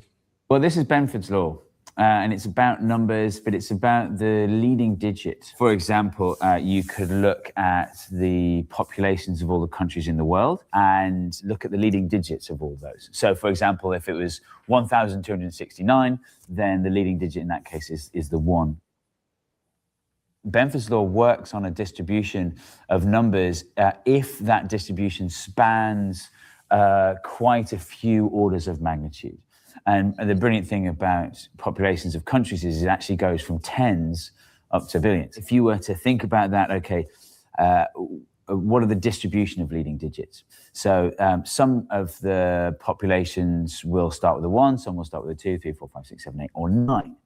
And so there are 9 possible leading digits. And you might imagine that each one of those possible leading digits are equally likely to appear. So that's 1 in 9, 11%. And if I was to plot that on a graph, you might expect that to fluctuate around 11%. So it's going to sort of, go like that. So what actually happens is that a third of the time, that's up here, right? A third of the time, the number you choose will start with a 1. And it will hardly ever start with a 9. So 9's kind of like down here, you know, tiny number. And then you get this brilliant curve that goes up like that. Isn't that crazy? I know you talk about this sometimes in talks and things you do. What's the reaction to that normally when you tell people this? The reaction, okay, the noise is sort of like this. And there's a certain amount of disbelief sometimes as well. And the way we do it actually in the show is that we get people to tweet numbers to us. So we're collecting numbers, and I try to give them ideas. So maybe like take the distance from the venue to where they live and convert that into some strange units or something like that. The interesting thing is, like I was saying, it works so long as the distribution you're choosing from spans loads of orders of magnitude. But if you're picking numbers from lots of different distributions, the individual distributions don't have to span lots of orders of magnitude. The sort of the meta distribution of individual things picked from different distributions follows Benford's law anyway. So it works brilliantly well. What clump of numbers will this not work for? Human height in meters. So humans are between 1 meter. It comes down to the units. So it doesn't work for that. You get you get a massive load around there, and no one's 9 meters tall. Anything that has that kind of short distribution, that it doesn't work for. But it does work for several distributions put together that don't necessarily individually follow the rules. So I did it for populations. I did it for areas of countries in kilometers squared. If you take one number and convert it to loads of different units, that will tend to follow Benford's law as well. You can do it for the Financial Times. So look at all the numbers on the front cover of the Financial Times. They will tend to follow Benford's law as well. Just a quick interjection, you can also apply this to the number of times you watch Numberphile videos or leave comments underneath. More information at the end of the video. So all right, so what he's not saying. Now, what he's not saying is even more important than what he is saying. But what he's not saying is if the number doesn't go along with Benford's law, you can pretty much be sure that somebody's making it up. Wow. So you can apply Benford's law to any number you're given from any person, and you can see whether or not it applies to that law. And if it doesn't, guess what? There's a high likelihood that person is lying to you. So when applied to reality, Benford's law applies. When applied reality under big units, you got to have big units. That's your big distribution. When applied directly to pure mathematics, it ceases to exist. It becomes the 9 and the 0 that are the most prevalent. So they are using a transition of this numerology, of these numbers that we are talking about. And it has to do with vision. Yeah. It has to do with vision. Think about it. So Benford's law is outside, and then the mathematics you're talking about, basically it has to be done inside the mind, right? It's not, right. So this is all the lower sort of the conceptual world. There's a separation, because we should all know Benford's law, right? We should all know that. Well, the data is so powerful. That's just an example of how powerful data is, right? You put that together like that, it just becomes almost a way to bust people for lying. Like, do you know who uses Benford's law more than anybody else and doesn't want anybody talking about it? US government. The IRS, because they can just apply Benford's law to any reported income and know immediately who's embezzling. What? Yes. Wow. That's if it doesn't start by a 1, there's something funky in here. Right. Well, it's not just the 1. It's that whole line graph goes back. The more numbers you have in the sequence, the more Benford's law applies to it.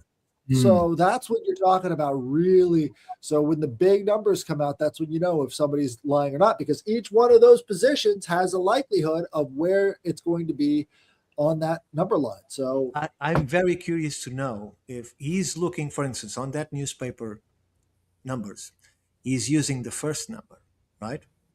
I'm very curious to know what would be the sum of all of those numbers. It's very easy to do with AI. The sum of all of those numbers into one number. What is the final number and that keeps appearing, right? And in there, I'm sure that we'll return to either the 6 or the 9 as the predominant numbers. So there is Right. a matrix within a matrix, and they give different values according to the perspective of the person observing that reality. So we Right. are programmed to see the Bod's law, so that the ones, while the whole matrix of the thing is built by the zeros and the nines and the 6 and so on and so forth. What are the units? We haven't even discovered what the basic units are. Yes. That's the point. We don't even know what we're creating units, and the bigger units, the more it applies to Bedford's law. But what does that mean? Yeah, In the end, we don't know what the basics of atomic physics are. I mean, we can kind of tell that there's something there. We are quantifying the unquantifiable, right? Basically. So we are trying once more. This is coming back to the sand pillars of physics. We are once more creating assumptions that then create laws based on elements that are pure assumptions or mere coincidence. That doesn't represent reality itself. It's just a way that we find that it's close enough so that we consider them correct because they correlate with what we see. That doesn't mean that they are exact. Right. The word matter could be an arbitrary human distinction of units that doesn't exist in reality. Exactly. You know, it reminds me of the Pareto principle. And this is kind of an engaging an idea that also you would think it would be as he pointed out in his graph presentation of things are going to be equal around 11% across the board. The Pareto principle started by a farming organization finding out that their yield was basically 80-20. 80% of their productivity came from about 20% of their plants. No, it shouldn't be that way, right? It shouldn't be this peak or relative thing. Everything should kind of produce equally. No, it doesn't work like that. With businesses too, 80% of their business comes from 20% of their customers, 20% of the calendar year. The 80-20 rule can really kind of play out in a lot of different manners. I think too, in regards to like meditative movement, that could be helpful towards engaging a positive biosphere, positive chemical influences to, make things activate when they should. I think 80% of those type of benefits come from 20% of the simplest movements and postures and so on. It's a matter of doing them with the right intention, I suppose. But or the right belief. Is it intention or is belief? Does the movement have to be perfect, or you have to believe that you are doing it perfectly? It is. You are right. It is whatever you think. Actually, right? It is. Is it perfect that you did it on that day? Then yeah, you got the benefit. Did you? And later on, as your practice develops, you might have a different, perspective. But I think it's all internal. It's whatever the person decides is correct is correct. Yeah. Yeah. What I'm saying is, you are showing me the exact movement that you were shown, and that works. That that works for you, right? And it worked for your master, and so on and so forth. But none of you are doing exact the same movement.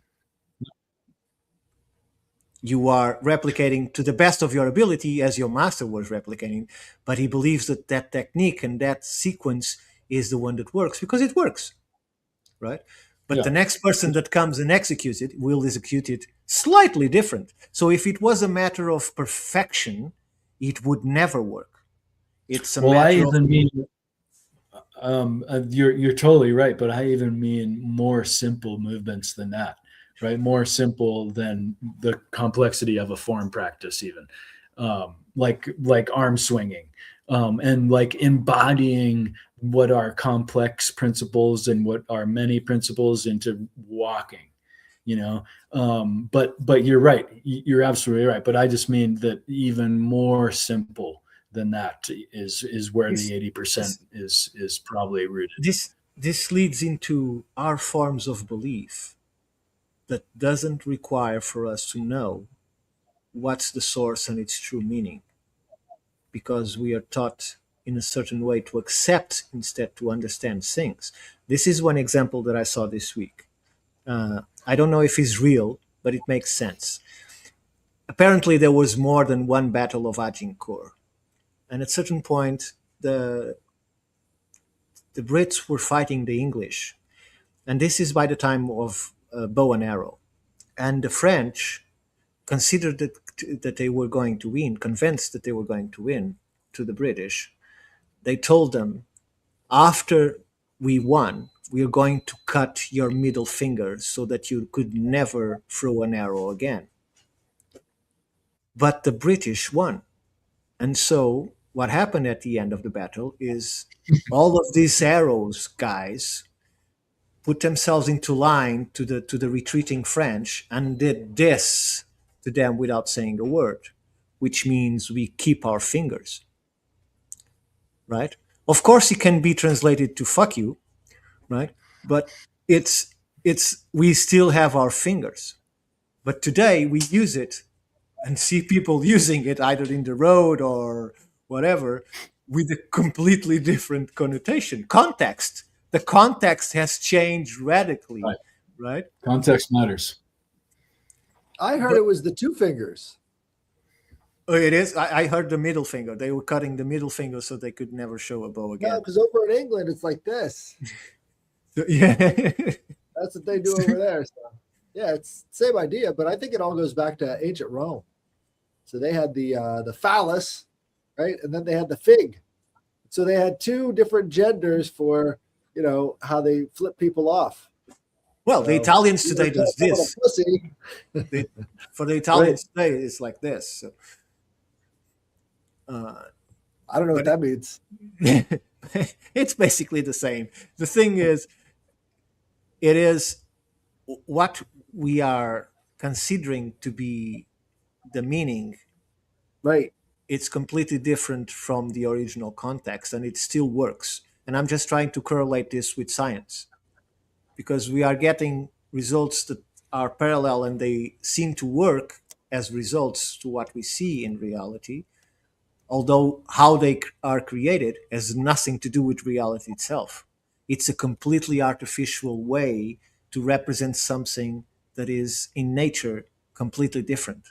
It's just that our way to represent it and explain it fits with the model that we experience, although it isn't the model itself, right? And that on itself limits us to get the answers of the meaning of life, or what we're doing here, or does the universe have an end? Because it obviously has to have an end. It has to be inside something, and that something has to be inside something, because you cannot have something existing without being in some kind of medium, right? So hermetically sealed. If they want us to believe that each universe is a bubble, oblongated bubble expanding by the inertia of its initial birth, then it has to be inside something. But this is the point where our brains or our capacity to understand things starts to fail because of the scale. Even if we use the methods that you normally use to bring reality into perception, that is numbers, the numbers get so enormous that we lose any kind of understanding of what they mean. Right? So, when do numbers become light? When you bring them into reality by imagining them, or just putting them into paper, or electricity. What about you've got fiber optics, right? Numbers is light. Maybe the whole system is numbers is light. Maybe the whole system. I've been wanting to mention this, if it's okay. This is totally outside of the conversation, but pertinent to something, Edlis, I know you're interested in, and me too. the fiber optic cables, and Ricardo, I'm sure you're interested too, but one of the predictions of the Hopi we've touched on before is that towards the end times, the world would be covered with the spider web. And you look at like they used to talk about it being the World Wide Web or the telephone poles.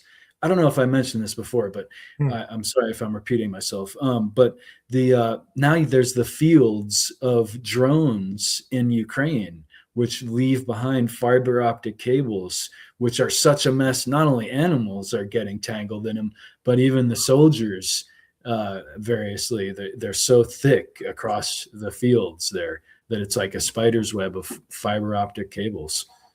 That are not biodegradable, I presume. Oh God, they're got to be such a mess. I would assume they're just birds are making nests out of them. It's an electronics battlefield now because not only do they jam each other's frequencies, but they actually have to do a lot of fly-by-wire stuff. So there is right. That's wire what they did. The fiber optics. That Hellfire. All right, Hellfire missiles are fly-by-wire, so they leave behind a massive nightmare. Right. And now they're also even changing further with the AI that do not have wires, but are once they are intercepted by jamming over. Everything has to be wired because they have jammers. All of these things can get jammed using radio. Not the AI though, right? The AI is easily. I mean, like, look, you can't have the thing fully autonomous yet. They're trying. I heard they got them in Ukraine. They got them that are they're part AI. They take over at AI on certain pre-recognized target material, and only after being jammed. I'm pretty sure. Yeah, but if we don't, for instance, one of the matters that is in law that stage 4 or stage 5 of autonomous vehicles have to overcome is this simple question. That is, when in danger, for instance, a car is driving himself through the highway and for some reason there is an animal or a children in the road ahead. So the car has to decide to kill the passenger or to kill the children. Because if he swirls, he'll hit something and kill the passenger. If he continues, he saves the passenger but kills whatever he's going to hit on. And computers cannot go beyond this because humans don't know the answer. Because Ashish had like a long segment on that. So guys, go back and watch that one. It's amazing. Go ahead, keep going.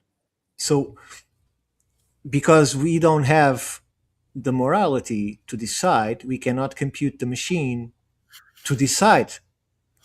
So what they're trying to do is to make the machine decide and then relate to what the machine is deciding and then agreeing with it or not. And because we are not managing to pass from this point, self-driven vehicles are being delayed because this law cannot be overcome, because there is no solution for this. So they're trying to make it completely random, right? So one time you go in the car and the car decides to kill you, and the other time you go in the car and the car decides to kill whatever is in front of you. And so it becomes the laws of probability, and they clean their hands. This is the way they are trying to escape this, is by washing their hands like pilots.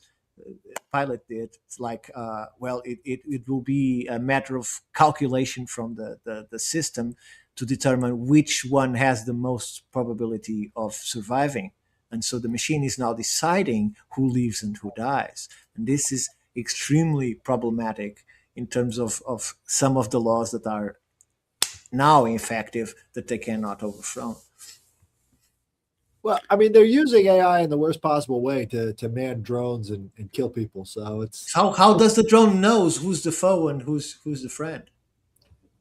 Do they really even care? Because it's not going to be the people who put the AI on the battlefield who are going to be dying because of the AI on the battlefield. Does it really matter to them? You know what this remembers me? There was this video of the first light suit to control a robot. So you dress a light suit and you control a robot, and they are using it to fight, right? And so when they were in the trials of this system, this guy that was making the movements like the guy that this Golem did, it's exactly the same thing, but it's being reproduced by a bipedal robot. He kicked himself into the nuts because the robot doesn't follow exactly the same thing. Again, the Tai Chi movements are not exactly always the same. Right. By the time he gives this kick into the air, the robot was next to him and kicked him in the nuts. So the brilliant thing of this video is that when the guy goes down, crutch grabbing his nuts because he was just kicked in the nuts by himself, the robot does exactly the same thing. So there are these two individuals in the ring clutching to their meat body. If I would give them another year for the average robot to become indestructible by a human in a fight, the way that they can rotate is totally different than a human, and the capacity for them to move is like. Well, we'll need Jedis. Yeah. Well, you need a sword would work. Yeah, a sword would do it. Not only the sword, we need Jedis, which means they're going to shoot better than us on every possible imaginable level. So, I mean, the capacity for their violence is going to be so much greater than anything. Yeah. No, the way they like. I was watching this presentation of a recent one where they can just turn their hips 180 and start walking backwards and forwards, and their heads and their shoulders. Everything goes 360 or 720, however many degrees you want. But tell me, are they really going to introduce this into battlefields? I'm just saying. I think not. I'm just. This is why, because wars serve purposes of agendas. Good choice. Good. And if they eliminate the human factor, they are not eliminating life. And if they are not eliminating life, there is no great value to the agenda. At least to the agendas that they have right now. That's a horrible but accurate thought. We keep talking about optical AI systems, right? And if you put a optical AI system inside of a crow's nest with a 50 caliber rifle as a sniper, that's all you need. It will hit everything miles away. Right, it's got all that stuff calculated down to it won't miss, and they're already doing it. They have now. You won't get tired. They have now $1 million project in Ukraine of this kind of a super machine gun that can be placed in the back of any car. They just open the gate, and it autonomously detects and destroys drones. There's no one controlling it. There is no interface panel to work with it. You just turn it on, and he will detect drones and will shoot them with accuracy. Right? So they're already doing it. The problem is anything that flies nearby will going to be destroyed because there's no way to differentiate what is ours and what is theirs. It's flying and moving. It goes away. There's already been mechanical in like ground forces, autonomous ground vehicle that raided a trench, or group anyway of humans, just the vehicles. Sure, I think it had drone help, air drones too. So they're literally practicing for the Terminator War there. They were doing. They had. It's already. This is Terminator War 1.0. Yeah. China's already on Terminator War 3.0. Yeah. China's already there. We lost that next Terminator phase by 2 because guess what? We're using LiDAR. Right. No, I'm serious. This is I got to the point in the video where Ashish. Yeah. Is that his name? I want to make sure I got it right. Where he mentions how there's one company in the U.S. that's doing the the visual computer, and there's 100, 200 in China. Like, oh wow, I saw that. It seems like they're paid off to pursue LiDAR for some reason. It seems. I'm sure that's a confusion. they are Morlocks, right? They're in the cave. They don't have vision. Like if you're going to put all the symbols in place, like they have the blinders on, they think they're superior. They don't need to see anything else. All they have is that one frequency, and that's all they need. Tell me, is that really what it is, or it's because, as we had talked before, it doesn't matter? Billions in contracts to this stuff that doesn't work. Exactly. So if someone is making money from it, it doesn't matter because it's just another illusion in society. It's just a machine to make money. Well, the very real consequences is that China is going to beat us in a war. So that's the very real consequences of this being obsessed with this one form of technology for 30 years that hasn't worked.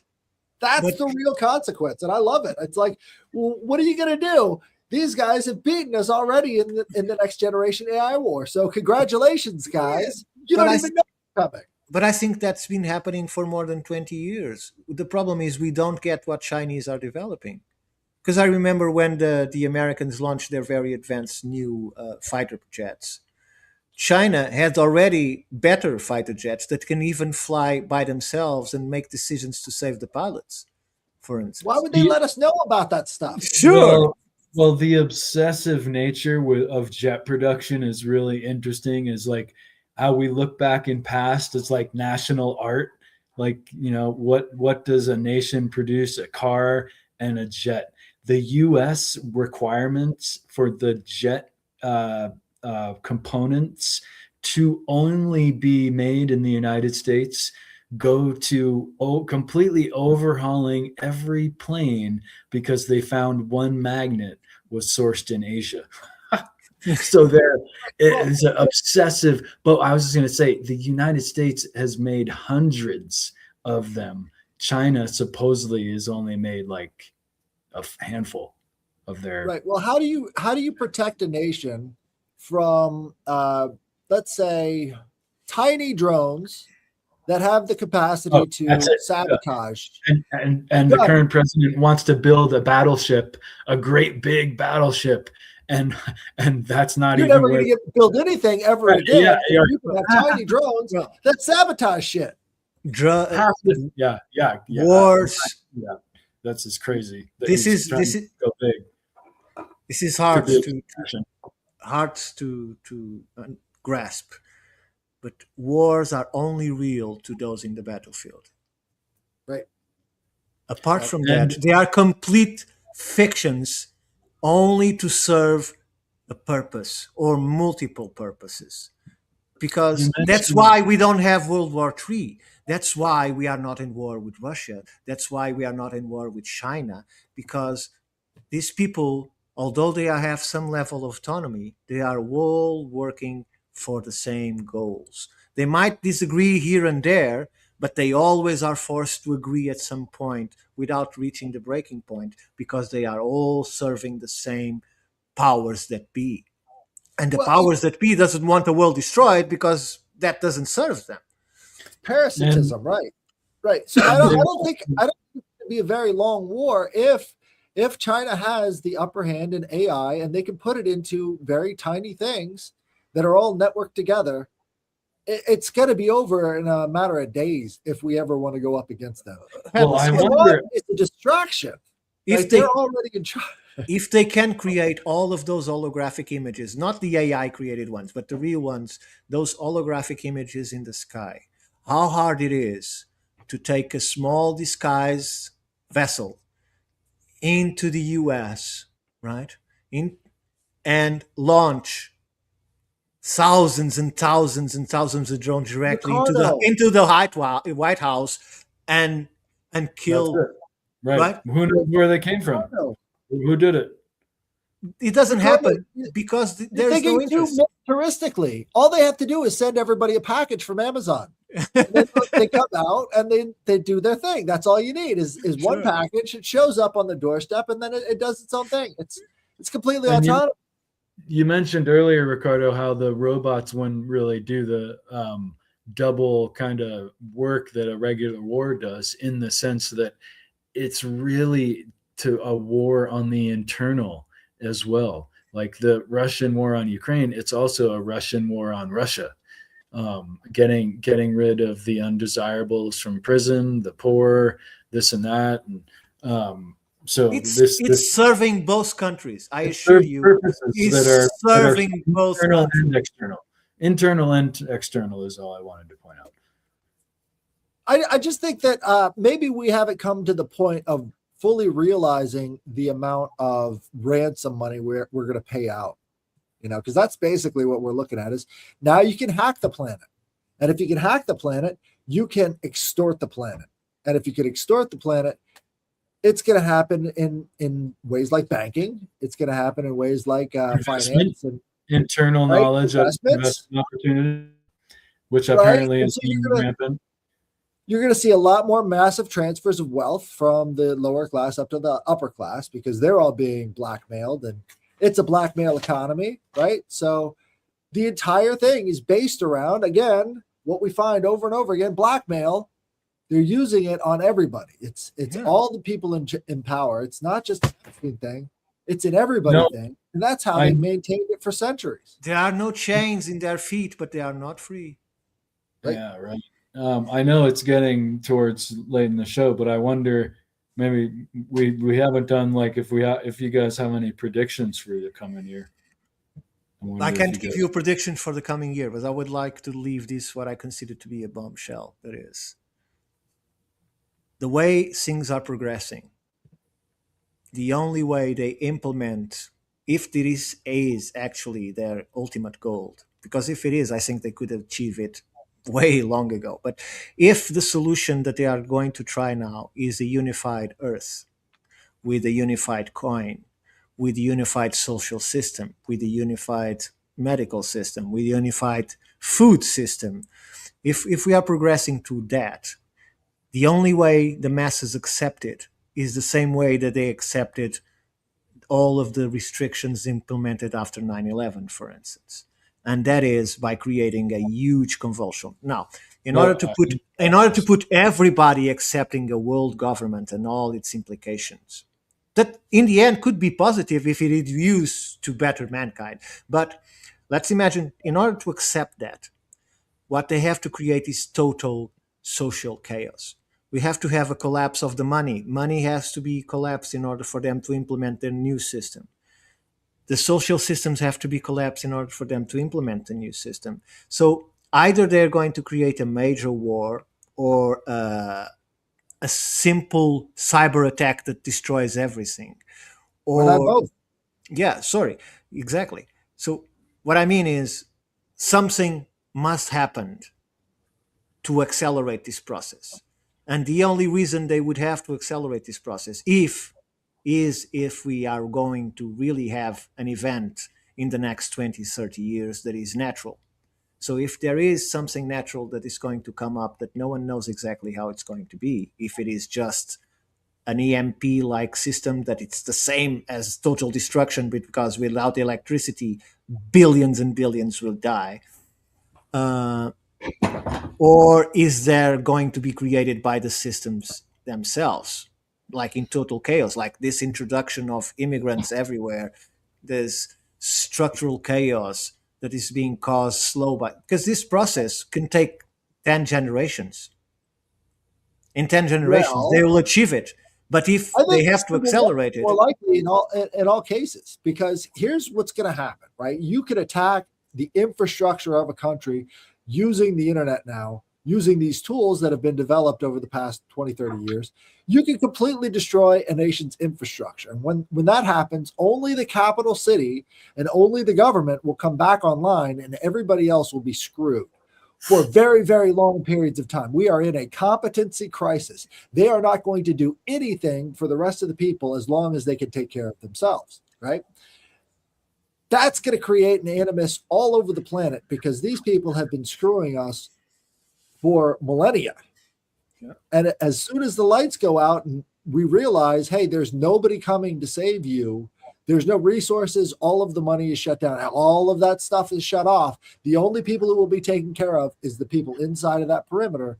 It's going to create a lot more chaos than you've seen so far. I mean, if you look at what's happened with COVID, this is going to be like COVID on steroids. So if they have that massive blackout and we see what they really care about and what they're willing to do to people who have a problem with it, it's going to be civil war in most cases. I don't think China or whoever's behind a massive blackout, because it would benefit all of these people to have that happen. I mean, it will be neighbor against neighbor. If you have water and I don't, I want your water. You have food and I don't, I want your food. It's going to be a fire sale of all the world's resources. The last person holding the bag is going to get all of the debt, and the first person to snatch everything up is going to get all of the world's wealth. It's just like all these other big land grabs and everything else throughout all of history, except on a much more massive scale. And we've seen all of these frauds are just ramping up. You know, COVID was the biggest upward transfer of wealth. Why wouldn't that happen again? These things are cyclical. And right now, people are gearing up for the biggest transfer you've ever seen thus far. I don't know if you've seen this university that published a paper on how the mRNA vaccines, I might not be saying it correctly, mRNA. Were accelerating cancer growth in joints and things like that. And he produced a paper. That university came publicly saying that inexplicably they got hacked and the whole system was erased. Whoever entered it deleted the whole thing. So all they have is what they have written, right? Oh, it's just so convenient. It just happened, right? So those are the kind of blinders that march everybody into this place, right? Is they could have easily said no. They could have easily made it stop, but they went along with it. Every single time they go along with it. Any time it's a person in power and they have the choice between picking power or picking the little guy, they've always gone with the person in power. That's just been the general thesis. So once you've dumbed a society down enough to where they have no foresight and the only thing they can think about is their next meal, they're not going to have the courage to stop the type of competency crisis we have in our country right now, which is the dumbest people have the most amount of power over us right now. Look, it's a kakistocracy. Are we supposed to believe that the people that send Americans to Afghanistan to train what's their name? The Talibans. Mujahideen? To train the Talibans to fight the Russians with American weapons, with American teachings, they are only thinking on defeating the Russians, or they are already powering up a force that would then be used to terrorize the world in order to move forward with their agendas. So are their plans limited to just a moment and then say, sorry, we fucked up? Or are they already thinking everything ahead of time? You're not thinking in terms of management, right? So upper management might be thinking about, hey, we can use this group of terrorists. And in fact, let's get a couple of people to create some contacts over there. While the really dumb people are the ones giving the money to this, Sure. right? So our politicians, they're just the middlemen between our money and the terrorists. They don't know any better. They're just doing as they're told. What is the most famous, worst movie of all time? You don't know? I don't know. Rambo 3. Rambo 3. I'm serious. You know why? Because it's the movie he wrote to document that it was the Americans that trained the Taliban to fight the Russians. Really? Yes. So it has been destroyed from the moment it hit the cinemas. And every single important magazine or every single important critic destroyed the movie from top down so that people don't even watch it. It's like it's a waste of time. It's a terrible movie, I agree, right? But is it historically correct? Although they put this invincible individual there, right? But it's the reason why they cut it completely. Like, it's never watch this movie. This is the worst thing ever made in cinema history, because it's the movie that shows the Americans were there training the Taliban. So awful. And it was only made because the money was placed by Stallone, as usual. It's a fact that when the U.S. forces first dropped into Afghanistan right after 9/11, not that that was necessarily the right thing to do, but they had Osama himself on the run over the mountains, I think, of Kandahar into Pakistan. Or And so they say. so the story goes. This is, I don't know if they say this too much. The story is that they had their winter gear.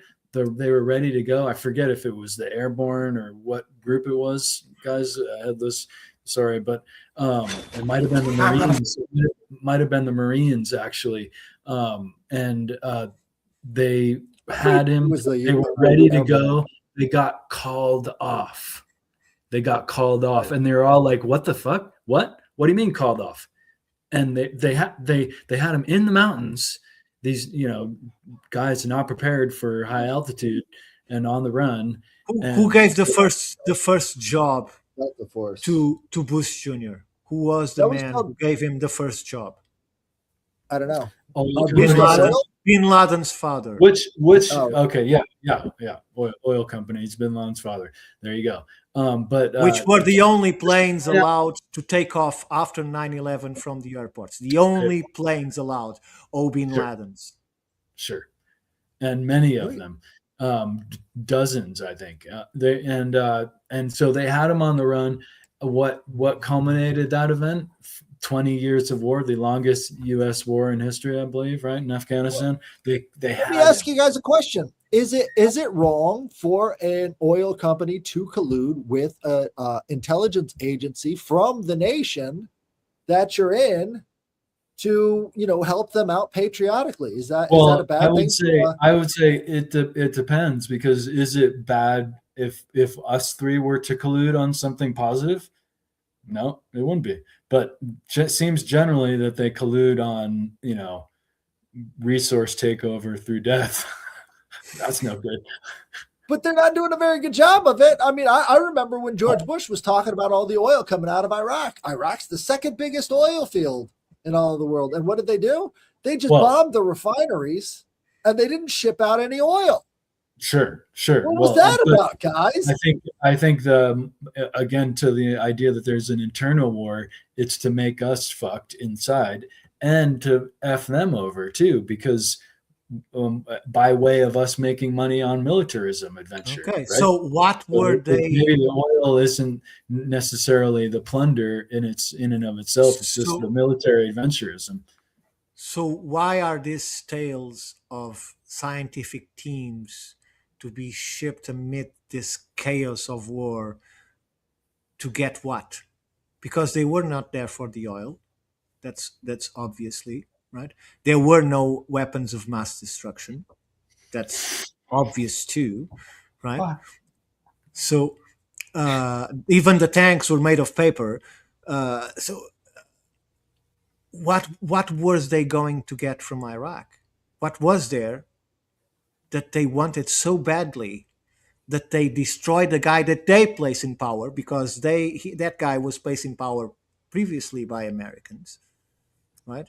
Because they served him at the time, and then when he stopped serving them, they decided to take him from there, as has happened so many times. And Russia just fell too, right? The first time that the U.S. went in, anyway, Russia had just fell. Iraq was largely armed with Russian equipment, right? I think when the first George Bush went in, I think that it was about, let's just see what happens. We want our gear to interact with their gear.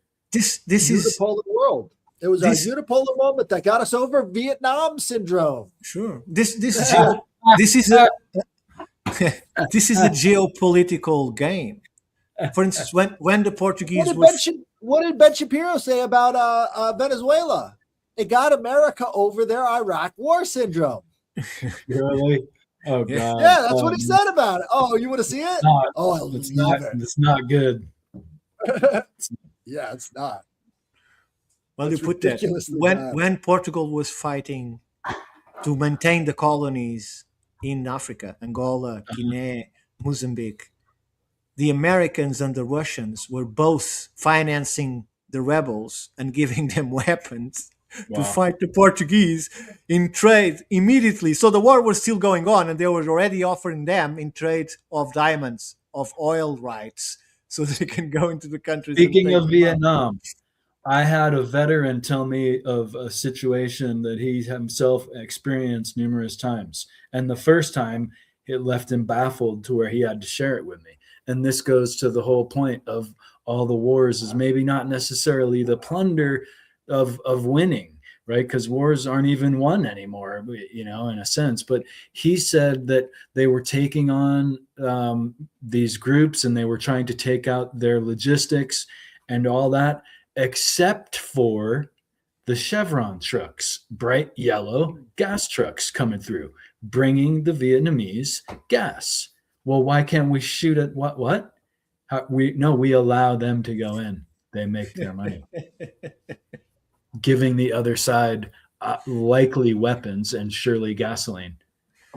On a war that was provoked by the Americans. On a total just useless war. The only use for it was making money, right? Because for every loss, there's a gain. Someone is gaining money. Look, the Americans were already deployed, right? And nothing was going on. So unfortunately, we have these convenient international laws that we like to follow sometimes. And one of those is that you can't cut off the energy supplies of the civilian population, which, yeah, it's going to end up in the hands of terrorists. But at the same time, they follow that very strategically, right? So anytime the laws of war seem to benefit the other guys and there's nothing we can do about it, our hands are tied, they go along with the laws of war. Anytime the laws of war don't go along with what we want, which is a protracted conflict to make a lot of money off of really stupid things, then we break them. And we go in and we kidnap people like Maduro and we, break international law up one side, down the other. So anytime it comes to people making where do you think is next, Edlis? You think Cuba is next? I think so. I think what they're really after is Brazil, because if they could take down Brazil and put that back into the hands of the other guy, they'll be seen as heroes, because legitimately the left screwed everything. Well, I think Brazil is, they wanted their guy, they had that. What was that right-wing guy that got booted out by the left-winger? Bolsonaro, yeah. Bolsonaro is sitting on, billions and billions of dollars worth of mineral rights, and they really want to get that stuff.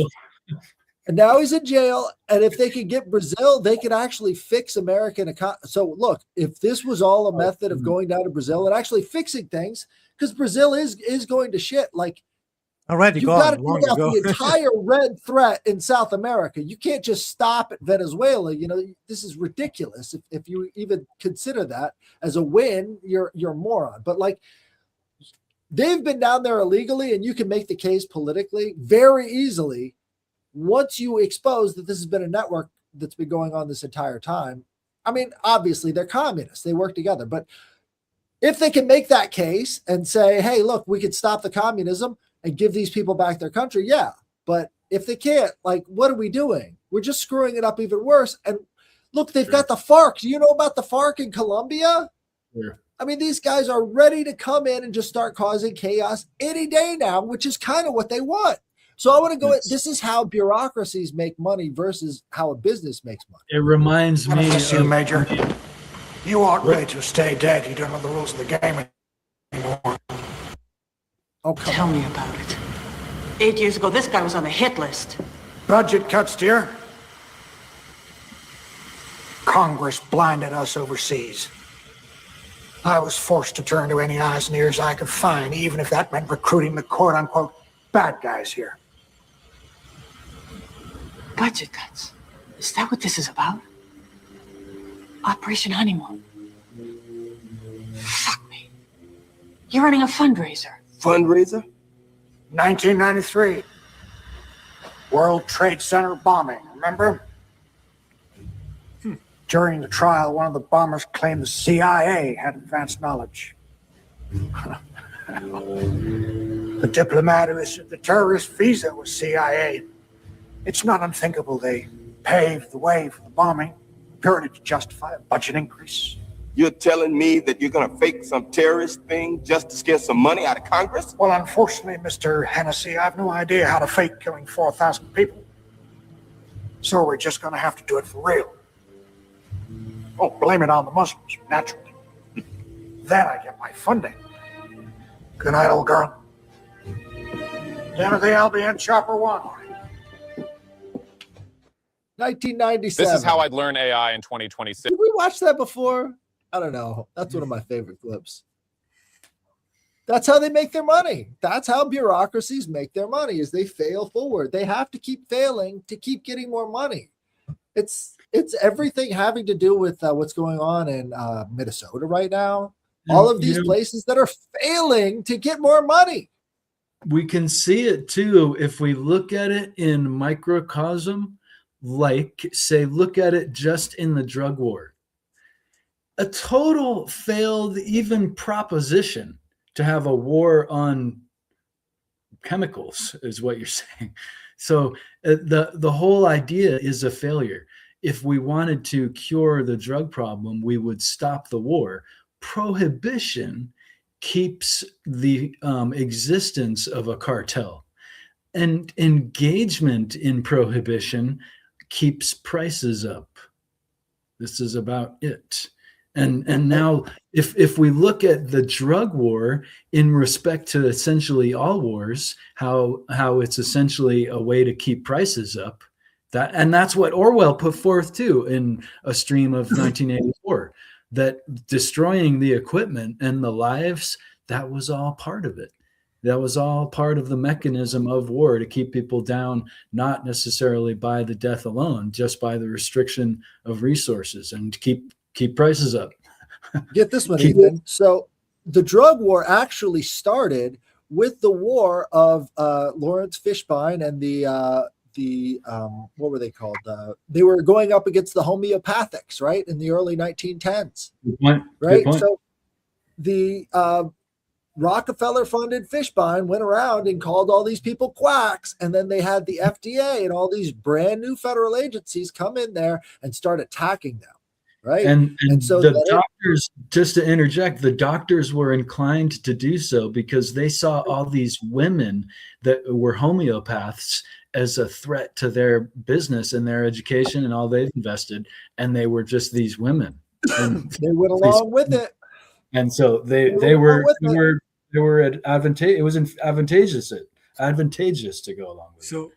So they created the AMA and all the rest of it went downhill. And now we're paying $3 billion a day to get killed by these medical. To build on that, the AMA was solely initially created to take down homeopathy, not to heal human beings. It was created. You know that they just found out. They just found out that by simply removing one of the elements or the proteins, I don't know, of the LSD complex, what do you call it, formula or whatever, by taking one of the elements, instead of giving you hallucinations, it rewires your brain. It goes into the dead zones and revives them. This was just published like this week or something like that. They done it in mice, of course, because they started always like that. But by taking that element, it removes the hallucinations, and what it does is revives part of your brain that are inactive. For instance.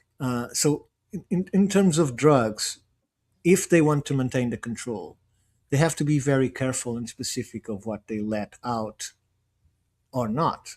Right? Because if you solve every single oncological patient in Portugal is worth to the system 300,000 euros. Every single one. Yeah, that's a whole. The medical companies pay the government 300,000 euros for each oncological patient. So obviously, every time you go to the doctor and say, "Oh, I'm feeling this," you'll say, "Oh, you have this for sure. Let's go to chemotherapy." Nightmare. So, that I think happens a lot, and that's a whole other. The ventilations on COVID. They were receiving huge amounts of money for having someone on a ventilator. So obviously, everybody's going to the ventilators, although it actually kills you. It's scientific. And I'm not even talking about the vaccine. I'm talking the ventilator eventually kills you. doctors themselves will admit that. If you go to a cardiovascular doctor about your bad toe, they're going to tell you that you need a heart transplant, right? Is the joke that doctors use, like, to illustrate that. Yeah, we really experience that a lot, and it's another example of the solution to drugs. The drug problem would be, of course, make it all legal, because then you don't have criminals, then you don't have cartels. That'd be the first step. Then same like with the medicine, of course, seeking a cure would be the step. No, they want to have you, soothed and not cured. And can you imagine the frustration of these people that are really believers that drugs are an evil in society, and so they are part of this task force that are trying to end traffic and win the drugs war, and they keep seeing themselves blocked because all they can do is take a few head of the Hydra, but then 10 heads appear again, right? So tell me, with the technology that we have and the armies that we have, doesn't matter if it's today or if it is 30 years ago, what's so difficult from going to these people that are producing these drugs and eliminate everything and destroy every single thing and take control of the operation or whatever? So my question is, isn't exactly that what happened? They took control of the operation and they keep selling it to make money from it because it helps several agendas. It weakens the population, it creates chaos, and to bring a solution to that was take out a lot of pressures from society.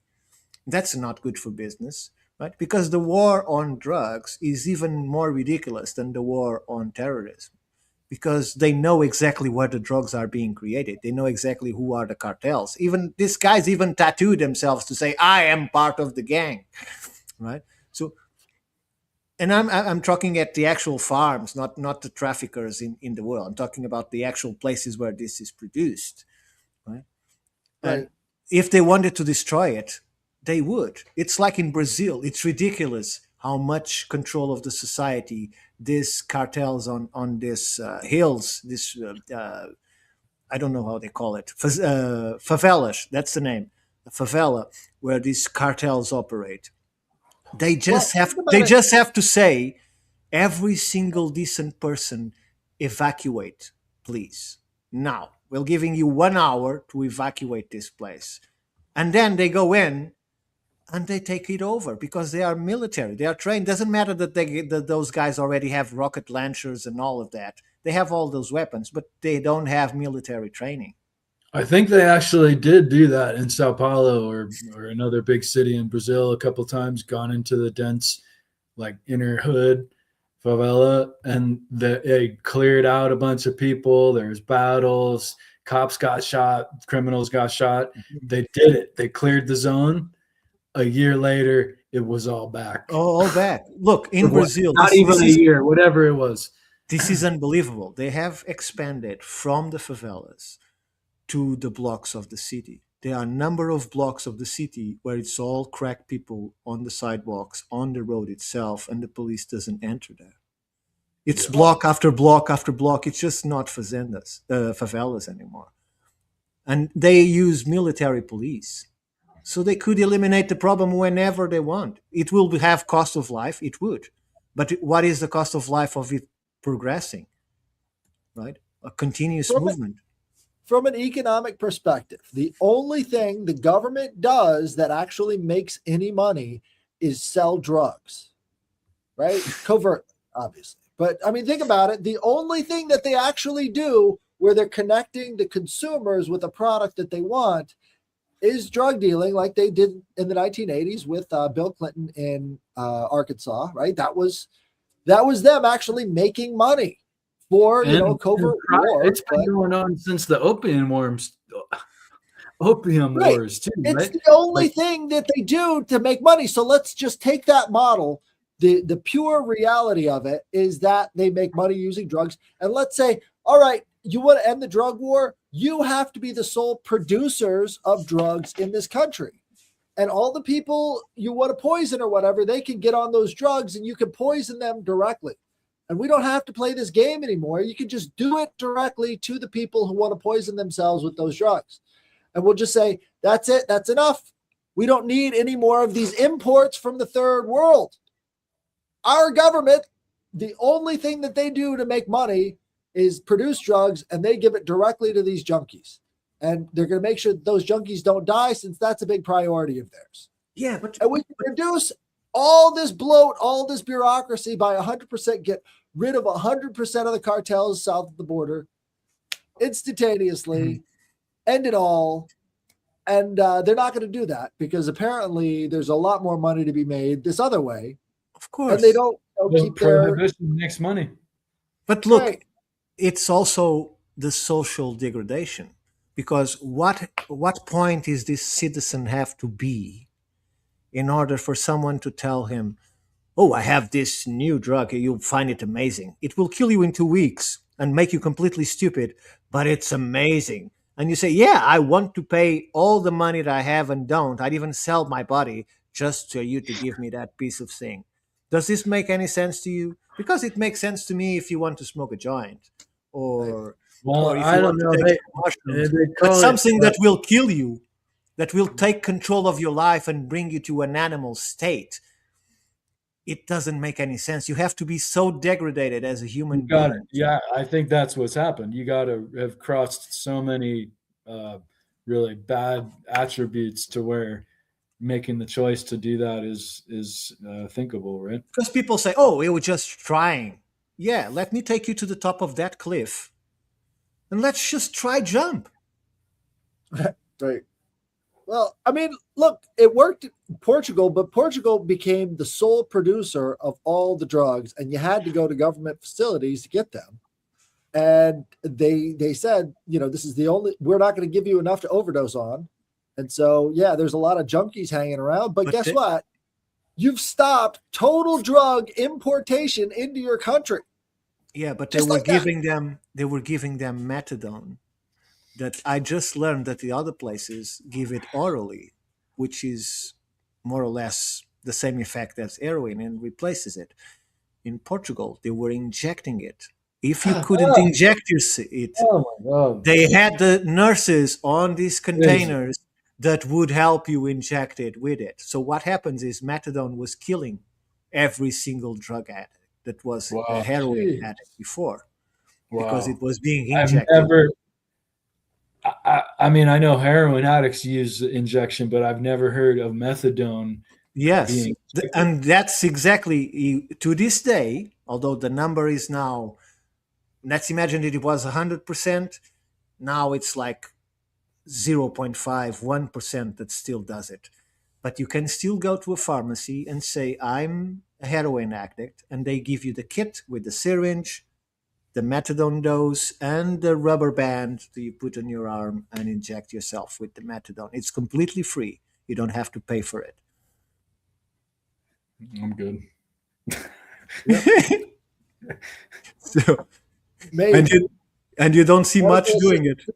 Do they have free cannabis? Free Portuguese cannabis? No, if you this is very interesting because you are not allowed, guys. Yeah. You're not allowed to sell it, but you are allowed to buy it. Right. To explain me how that works.